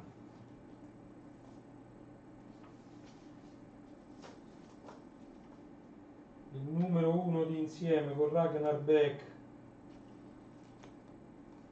che mi sa che è il primo amministratore delegato che io ho conosciuto tra l'altro l'ho pure conosciuto io Ragnar Beck, sicuramente non si ricorderà di me, però io l'ho conosciuto, ci sono andato a fargli un intervento proprio sul suo PC, non mi ricordo se all'epoca mi sa che era proprio un portatile, se era un Toshiba, mi sa ancora prima dei Tegra 8000, faccio fatica, ai demo party di amichisti negli anni 90 si girava con la maglietta con scritto Intel Outside, ce l'ho, e ovviamente a Pianeta Amiga io avevo il C64 Workgroup Italy come maglietta, perché io facevo parte del C64 Workgroup Italy, poi ce n'avevo un'altra quando andavo a Amiga Ita, sì, a Pianeta Amiga ad Empoli, mi devo ricordare un'altra con scritto, c'era il logo di Amiga con scritto Intel Outside, e poi ce n'era un'altra, l'AGI, Amiga Group Italia mi sa, se non ricordo male ne avevo fatto fare una con scritto AGI Amiga Group Italia, che non c'aveva niente a che fare con Amiga Ita, l'AGI era tutta un'altra cosa, l'AGI mi pare che ancora esiste tra l'altro, Amiga Group Italia. Allora qui insieme è la versione moderna, infatti qua già vedete modem ADSL, questi sono i primi modem commercializzati da Ericsson per la DSL, qua erano modem mi pare a 640 perché andavano molto piano, 128 640, la DSL era famosa perché era molto veloce in download e molto più lenta in upload, infatti l'acronimo ADSL significa Asymmetric Digital Subscriber Line, e quindi se non fosse asimmetrica non sarebbe ADSL, questo, ma non si apre questo, ah no, no, cazzo no, questo lo doveva aprire, purtroppo si è un po' rovinato. Guardate un po' i primi smartphone, questo è uno dei primissimi smartphone dell'Ericsson, è il P800, sì, è il P800. Guardate, il P800 è uno dei primissimi smartphone che abbiamo conosciuto, Eccolo qua, il P800 col pennino, schermo touch ma col pennino, vedete? Ma qua già siamo nel futuro, qua rispetto a quelli che vi ho fatto vedere, questo è il futuro, vedete? Questo era stampato su un foglio A4.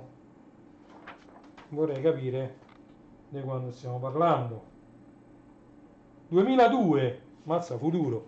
Nel 2002 qui siamo, E già nel 2002 si parlava del P800, possibile. Tra l'altro, per far uscire il P800 e anche questi altri telefonini, la Ericsson aveva già fatto l'accordo con un'altra grandissima casa di produzione di materiale elettronico, ovvero la Sony che produceva televisori, produceva sterei, e quindi tra Sony ed Ericsson si sono incastrati, hanno fatto dei telefonini uno più bello dell'altro. Oh, questo ce l'ho in doppia copia, andiamo a vedere quest'altro numero d'insieme.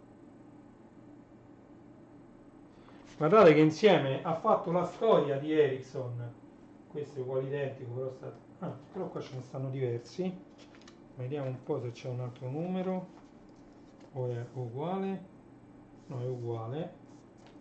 Allora io qua dentro lo posso mettere pure questo, tanto è uguale. Andiamo a vedere, questo invece è diverso, sì, questo è diverso.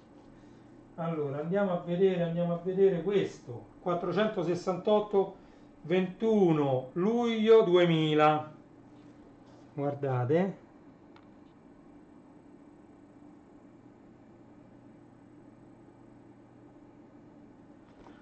Allora, un portale di comunicazione Ericsson per messaggistica e voce, iPulse. Questo non mi ricordo che sia. Non potevo conoscere tutti i progetti che nascevano, Ecco, iPulse, basta che mi leggo questo, so tutto. Basta che mi leggo questo, so tutto di iPulse. Andiamo al 500. L'EHC Emergency Gangling Center. Vedete? Vediamo un po' qui gli indirizzi come sono cambiati. Allora, qui siamo nel 2001, però sempre TEI Ericsson 6. Vedete? TEI Ericsson 6 / insieme HTML, la versione inglese TEI Ericsson 6 insieme -e.shtml. Barbara Costa, me la ricordo, Teibo era Barbara Costa, TEI Ericsson 6, che lavorava all'ufficio pubblicità e curava appunto questo giornalino. Un saluto pure a Barbara Costa. Allora, iPulse,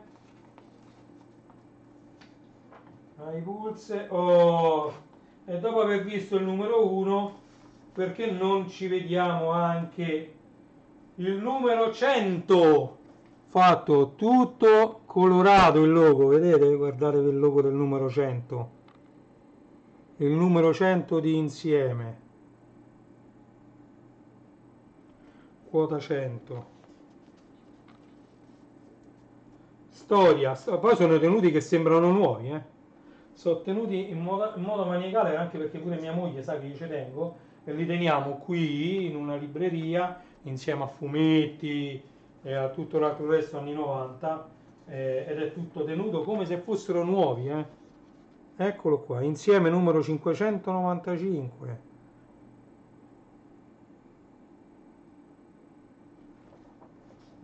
Tanta roba.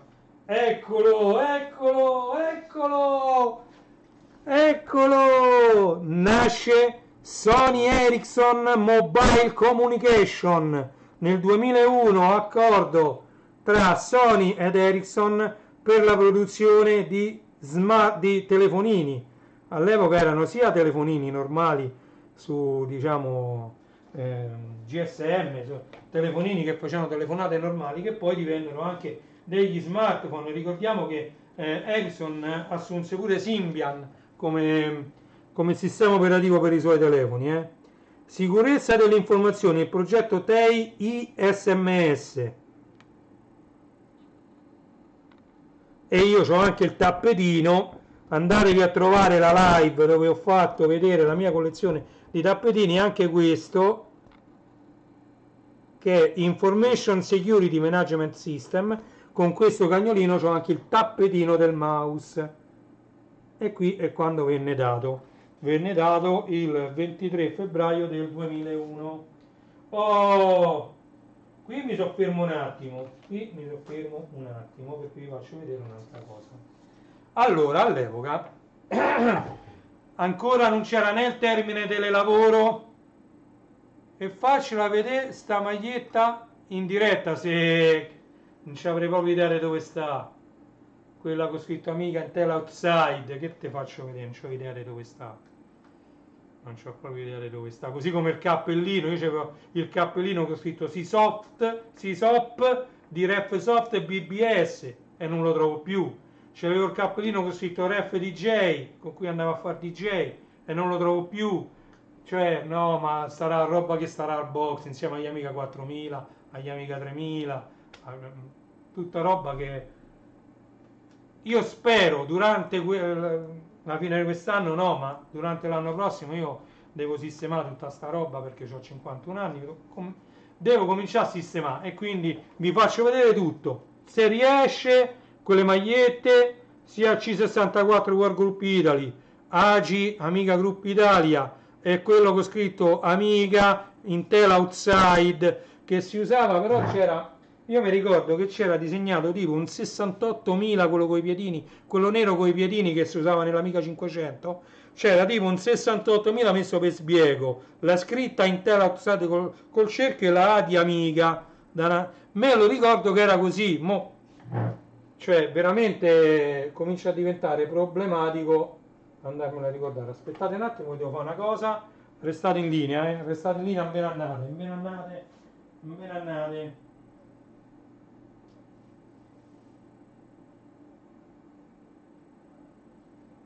Boh.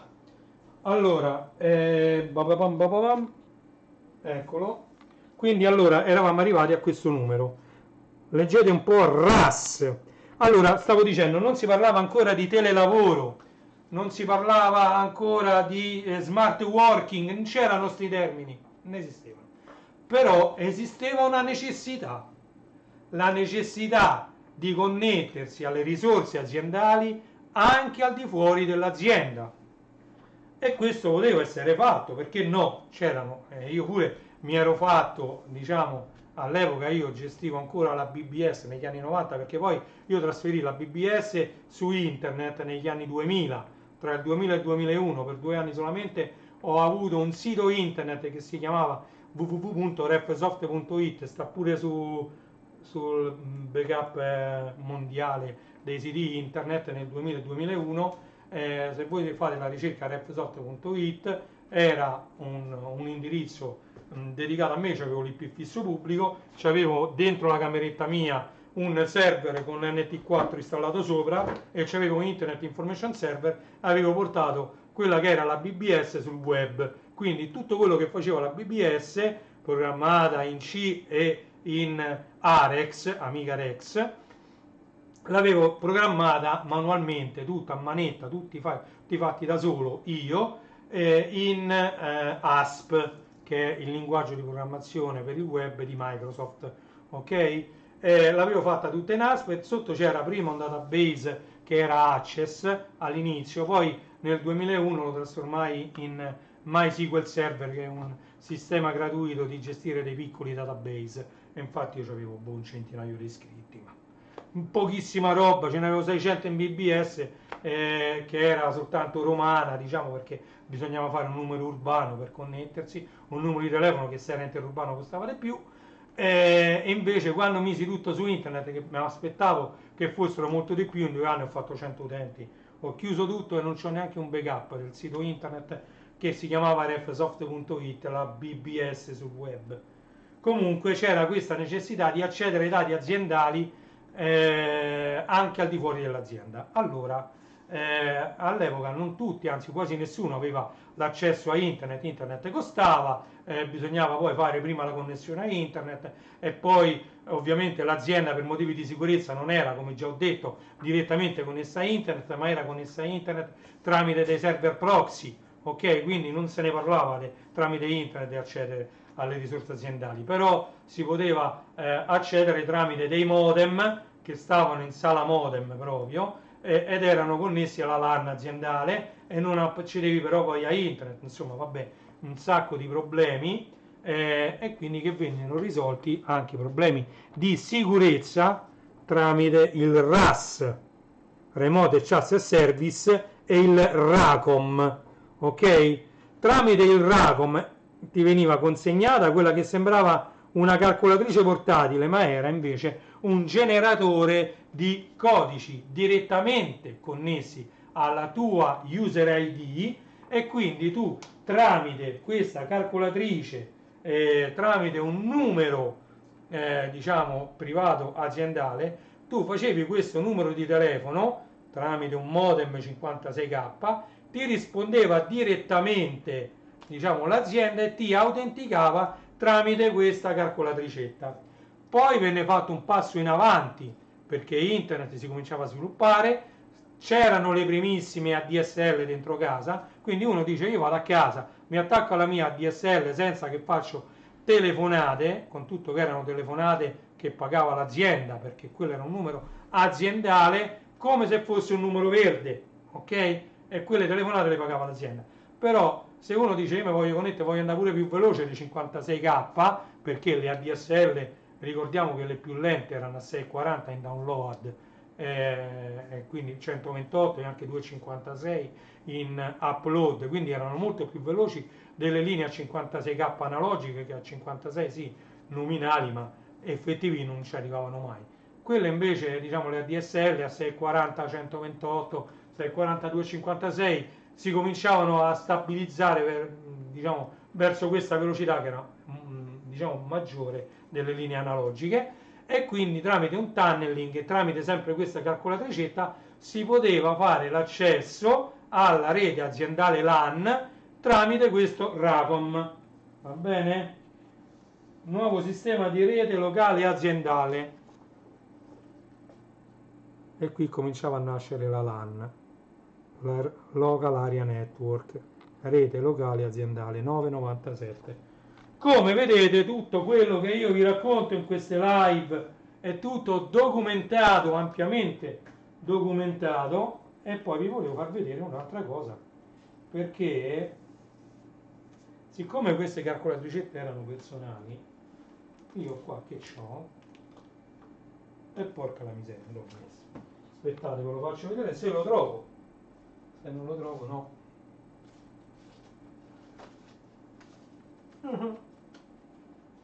Non sta qua. Vi volevo far vedere una cosa. Qua non c'è, qua non c'è. Qua non c'è. Prima di lasciarci, vi volevo far vedere una cosa. Aspettate, vado di là un attimo.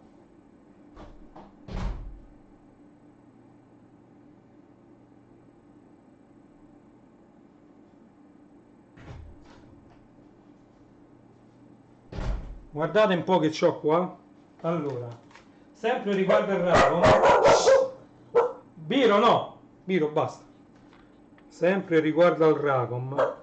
Guardate un po' qua che c'ho. Il plico che veniva dato quando vi veniva data questa, che sembra, come vedete, sembra una calcolatrice, Safe Word. Voi inserivate il vostro PIN code personale e la calcolatricetta vi dava in uscita un codice che voi dovevate utilizzare per accedere all'azienda. Ok? Aspettate. Questo è il manuale originale del RACOM. Tutto il manuale con anche come andava installato il client su Windows 95-98. Vedete? Io non vi dico bugie. Windows 95-98. Vedete? Non mi invento nulla, ok? E ci dovrebbe essere anche il numero aziendale. Username, Racom, vedete? E qui poi la vedete? Vedete pure Windows NT. Alcuni avevano Windows NT Workstation installato nel PC perché gli venivano consegnate quelle che erano delle workstation, ok? E quindi avevano bisogno di un sistema operativo più stabile, più serio rispetto a Windows 95-98 che erano fatti a mio avviso più per giocare, ok? Mentre Windows NT era un sistema operativo molto molto stabile e le workstation gestivano, cioè Windows NT Workstation gestiva molto molto bene. Eccola qua. E questa è la calcolatrice del Racom. Grande, eh? Quanti ricordi? Ah, funziona ancora! Funziona ancora! E P qua ci devo mettere il numero 1, 2, 3, 4. Ti faceva aspettare e ti ridava la password. Però ovviamente con 1, 2, 3, 4 questa password non corrisponde a nessuno. Però ancora funziona. Poi premevi on e questo te li diceva, mo metto 4 cifre a caso, 1, 2, 3 e 4. Bloccata, porca la miseria. Non so se si sblocca, perché questa dovevi chiamare l'help desk quando succedeva sta cosa. Sì, mo rimane sempre così. Ammazza, con solo 2 tentativi sbagliati. Ma, vabbè. Comunque vi ho fatto vedere che ha funzionato, almeno una volta ha funzionato, ora la lasciamo così. E qua, vabbè, c'è stata tutta l'altra documentazione, guardate. Sempre del Racom. Questa è stata fatta proprio da Ericsson, vedete? Racom Ericsson. E qui vedete Windows 95-98 NT, cioè voglio levare questa cosa davanti, vedete? Migrazione da RAS TEI a Racom, perché prima ovviamente c'era il RAS, Remote Access Service, e poi venne implementato questo Racom. Guardate che sono tanti ricordi. Tutto quello che io vi sto raccontando è perché io ho vissuto tutto questo in prima persona e ho, diciamo, contribuito a questo sviluppo sia, diciamo, dal punto di vista client che dal punto di vista server. Quindi io sapevo anche come erano configurati i server per poter permettere questo accesso Racom. Ok, guardate che qui in chiusura di live, quanto è durata sta live? 1 ora e 57. Guarda, in chiusura di live vi faccio vedere questo, va. La memoria e l'immagine Mario Marin Ericsson. Questo è un bellissimo libro che io ho provveduto ad acquistare. Vedete, già il prezzo era in euro. Eccolo, 12 euro IVA inclusa, guerini.it. E qua c'è una storia, diciamo, raccontata con tante immagini di quando, come io vi racconto, in Ericsson c'era la produzione. Vedete? Qui c'era la produzione, cioè non è che io mi invento le cose, c'era la produzione. Vedete? Venivano montati i telefoni, venivano montati i centralini. Guardate, c'era la produzione, c'erano tanti dipendenti e io che cosa ho fatto in Ericsson? Ho assistito all'evoluzione di una fabbrica di questo tipo. Questo mi pare che ancora c'era, questo stava in B61 se non mi ricordo male, questo era B61, ok? Alla trasformazione di un'azienda che era una fabbrica dove c'era ricerca e sviluppo, c'erano i test plant e c'era anche la produzione, in un'azienda di servizi, che è il futuro, poi erano le aziende di servizi. Guardate che bella immagine da questo libro. Cioè, sono tutte cose che secondo me hanno fatto la storia, non possiamo dimenticare quello che è stato. Vedete tutte queste immagini bianche e nero, guarda, se riuscisse a mettere a fuoco, c'era proprio la gente che costruiva i telefoni,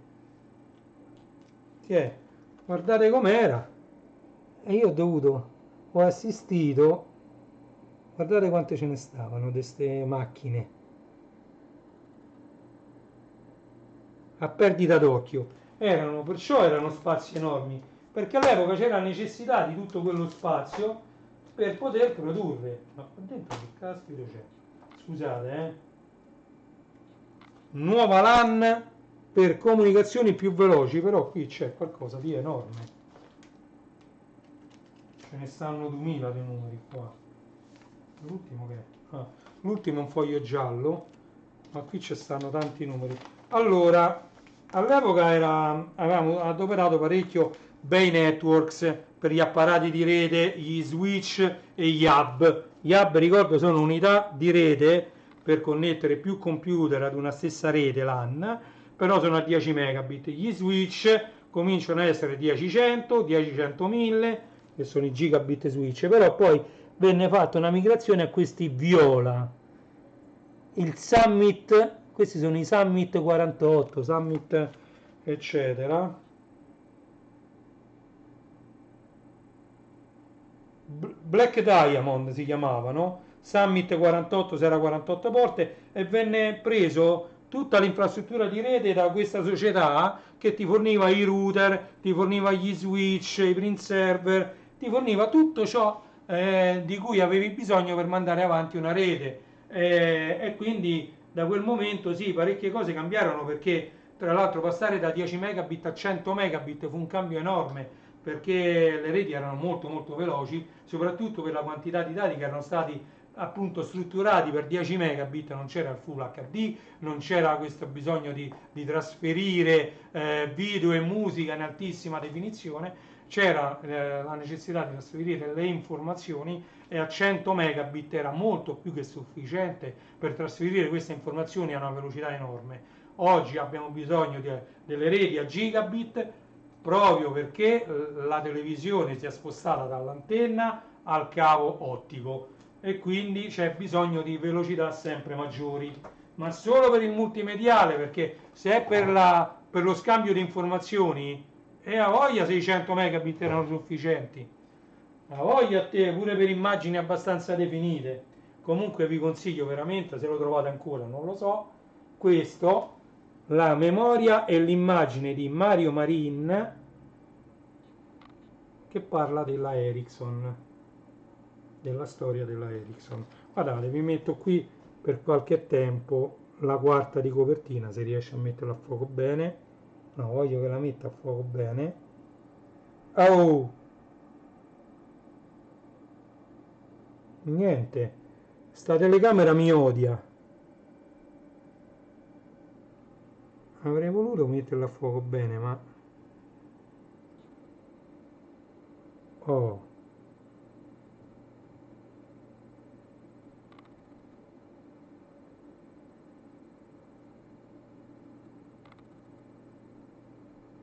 basta. Fate il fermo immagine se volete leggerlo. E questo è il riassunto di ciò che parla questo bellissimo libro, Dalla fabbrica al laboratorio, vedete? Dalla fabbrica al laboratorio. Tanta roba. Va bene, va bene, va bene, va bene. Allora, io vi saluto, vi ringrazio di essere stati con me per queste 2 orette. Grazie a chi vedrà questa live in differita. Ricordate, insieme era una newsletter di Ericsson Telecomunicazioni. È uscita, abbiamo visto, dal 97 fino ai primissimi anni 2000. Poi purtroppo questo progetto venne abbandonato. Vabbè, come tanti altri poi ovviamente si aprono e si chiudono. Comunque, tramite questa newsletter vi ho potuto dimostrare quello che vi racconto a voce. Abbiamo voluto rivivere un po' quegli anni insieme, che poi alla fine non sono tanti anni, alla fine in pochissimi anni si sono racchiuse tantissime novità, tantissime innovazioni, tantissimi cambiamenti. Quello è che ci è rimasto nel cuore. Ok? Va bene, io purtroppo non ho più voce, mi sono un po' stancato. Vedo, se anche questo video va molto bene, allora cominceremo a fare dei video dedicati solo alla mia esperienza in Ericsson, però a quel punto vi parlo bene di ogni singolo argomento. Per esempio, ecco, qui mi sono scritto proprio in finale, vi vado a leggere da un foglio che mi sono appuntato, le divisioni che a mia memoria esistevano in Ericsson. C'era la divisione servizi, poi c'era la divisione enterprise, poi c'era il procurement division, procurement unit, che era ufficio acquisti, c'era la divisione esteri, c'era Bete per quanto riguarda i test plan, c'era R&D per quanto riguarda ricerca e sviluppo, c'era la R&V unit, Read and Bright unit, per quanto riguarda la produzione di software CD e dischetti, che quelli che venivano poi allegati alle varie centrali o ai vari apparati che venivano messi in vendita.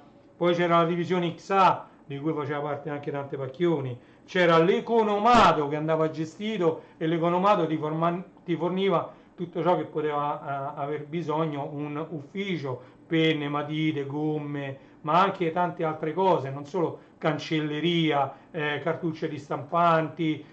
L'economato serviva per fornire ogni dipendente di ciò che necessitava, di cui necessitava per svolgere il proprio lavoro.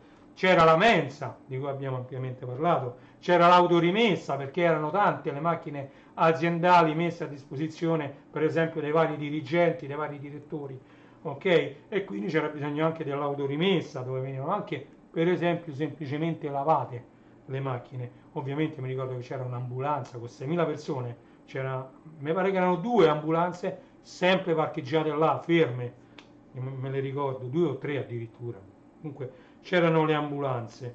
Poi c'erano i vari magazzini M, che l'abbiamo visto sulla cartina. I magazzini è perché la roba arrivava nell'entrata merci, che era quella posteriore, si entrava dalla via di Campo Romano all'entrata merci e andavano direttamente ai magazzini. Tu, se stavi aspettando del materiale, te la dovevi andare a prendere al magazzino, e con l'autorizzazione, con tutto quanto, ti veniva poi consegnato il tuo materiale. Poi c'era l'ufficio del personale, dove veniva gestito tutto il personale, consulente, dipendente, eccetera, tutto il personale. Quindi c'era il personale, come abbiamo visto tramite insieme, c'era il reparto pubblicità, ok? Poi c'erano le sedi esterne, oltre a quelle proprio di Ericsson, dove c'era anche produzione, c'erano uffici Ericsson, eccetera. C'era a Piazza Navona, ad un piano alto, se non mi ricordo male era un terzo piano, un bel piano molto alto, avevano in affitto una casa adibita a sede di rappresentanza. Se bisognava fare delle riunioni molto importanti con gente molto importante, c'era Piazza Navona con una finestra che dava proprio sulla piazza dal lato corto della piazza. Voi sapete che Piazza Navona è un rettangolo, quindi ha 2 lati corti e 2 lati lunghi. Questa stava dal lato corto, da quello che ricordo io non dal lato della fontana ma dal lato opposto, però il piano era talmente alto, un terzo o un quarto piano se non ricordo male, che si vedeva in lontananza anche la fontana, quindi c'era anche la sede di rappresentanza. C'erano tutte, diciamo, le sedi, quelle che io chiamo periferiche: Milano, Torino, Pagani, Napoli, Sassari, Palermo, insomma tutte le varie altre sedi Ericsson. C'era all'Euro un'altra sede dove veniva gestita prettamente la parte dei telefonini, dei cellulari Ericsson. E poi c'era sempre nel reparto C, accanto alla mensa, c'era il personale, poi c'era la mensa, e dall'altra parte ancora c'era l'educational unit, dove venivano fatti i corsi di aggiornamento ai dipendenti che riguardavano qualunque argomento. Poi, quando vennero distribuiti i PC, c'erano all'education anche i corsi di aggiornamento su Windows, su Office, su SAP. C'erano corsi di tutti i generi e si lavorava tantissimo all'Educational Center di Ericsson. Quindi,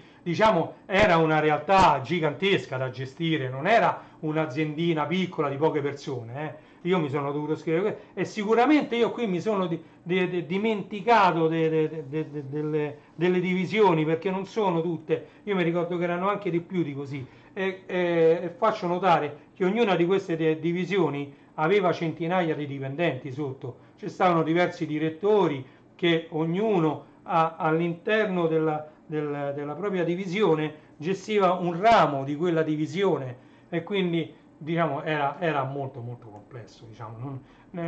A raccontarlo è molto molto difficile anche per me che l'ho vissuto. Ok, detto questo, io veramente vi saluto, sono le ore 12:17 di questo venerdì 31 ottobre 2025, stasera sarà Halloween, quindi buon Halloween a tutti, buon proseguimento di giornata, buon pranzo e buon pomeriggio a chi sta andando a pranzo e a chi si accinge ad iniziare il pomeriggio. Come sapete, dopo mezzogiorno si può già cominciare a parlare di pomeriggio. Ok? Allora io vi lascio con la mia sigletta finale, vi invito come sempre in chiusura di live a connettervi ai miei siti che sono passati su in alto, però il principale dei quali è www.classe74.it. Grazie a tutti di nuovo, ci vediamo presto. Ciao da Reni Retro. Ciao.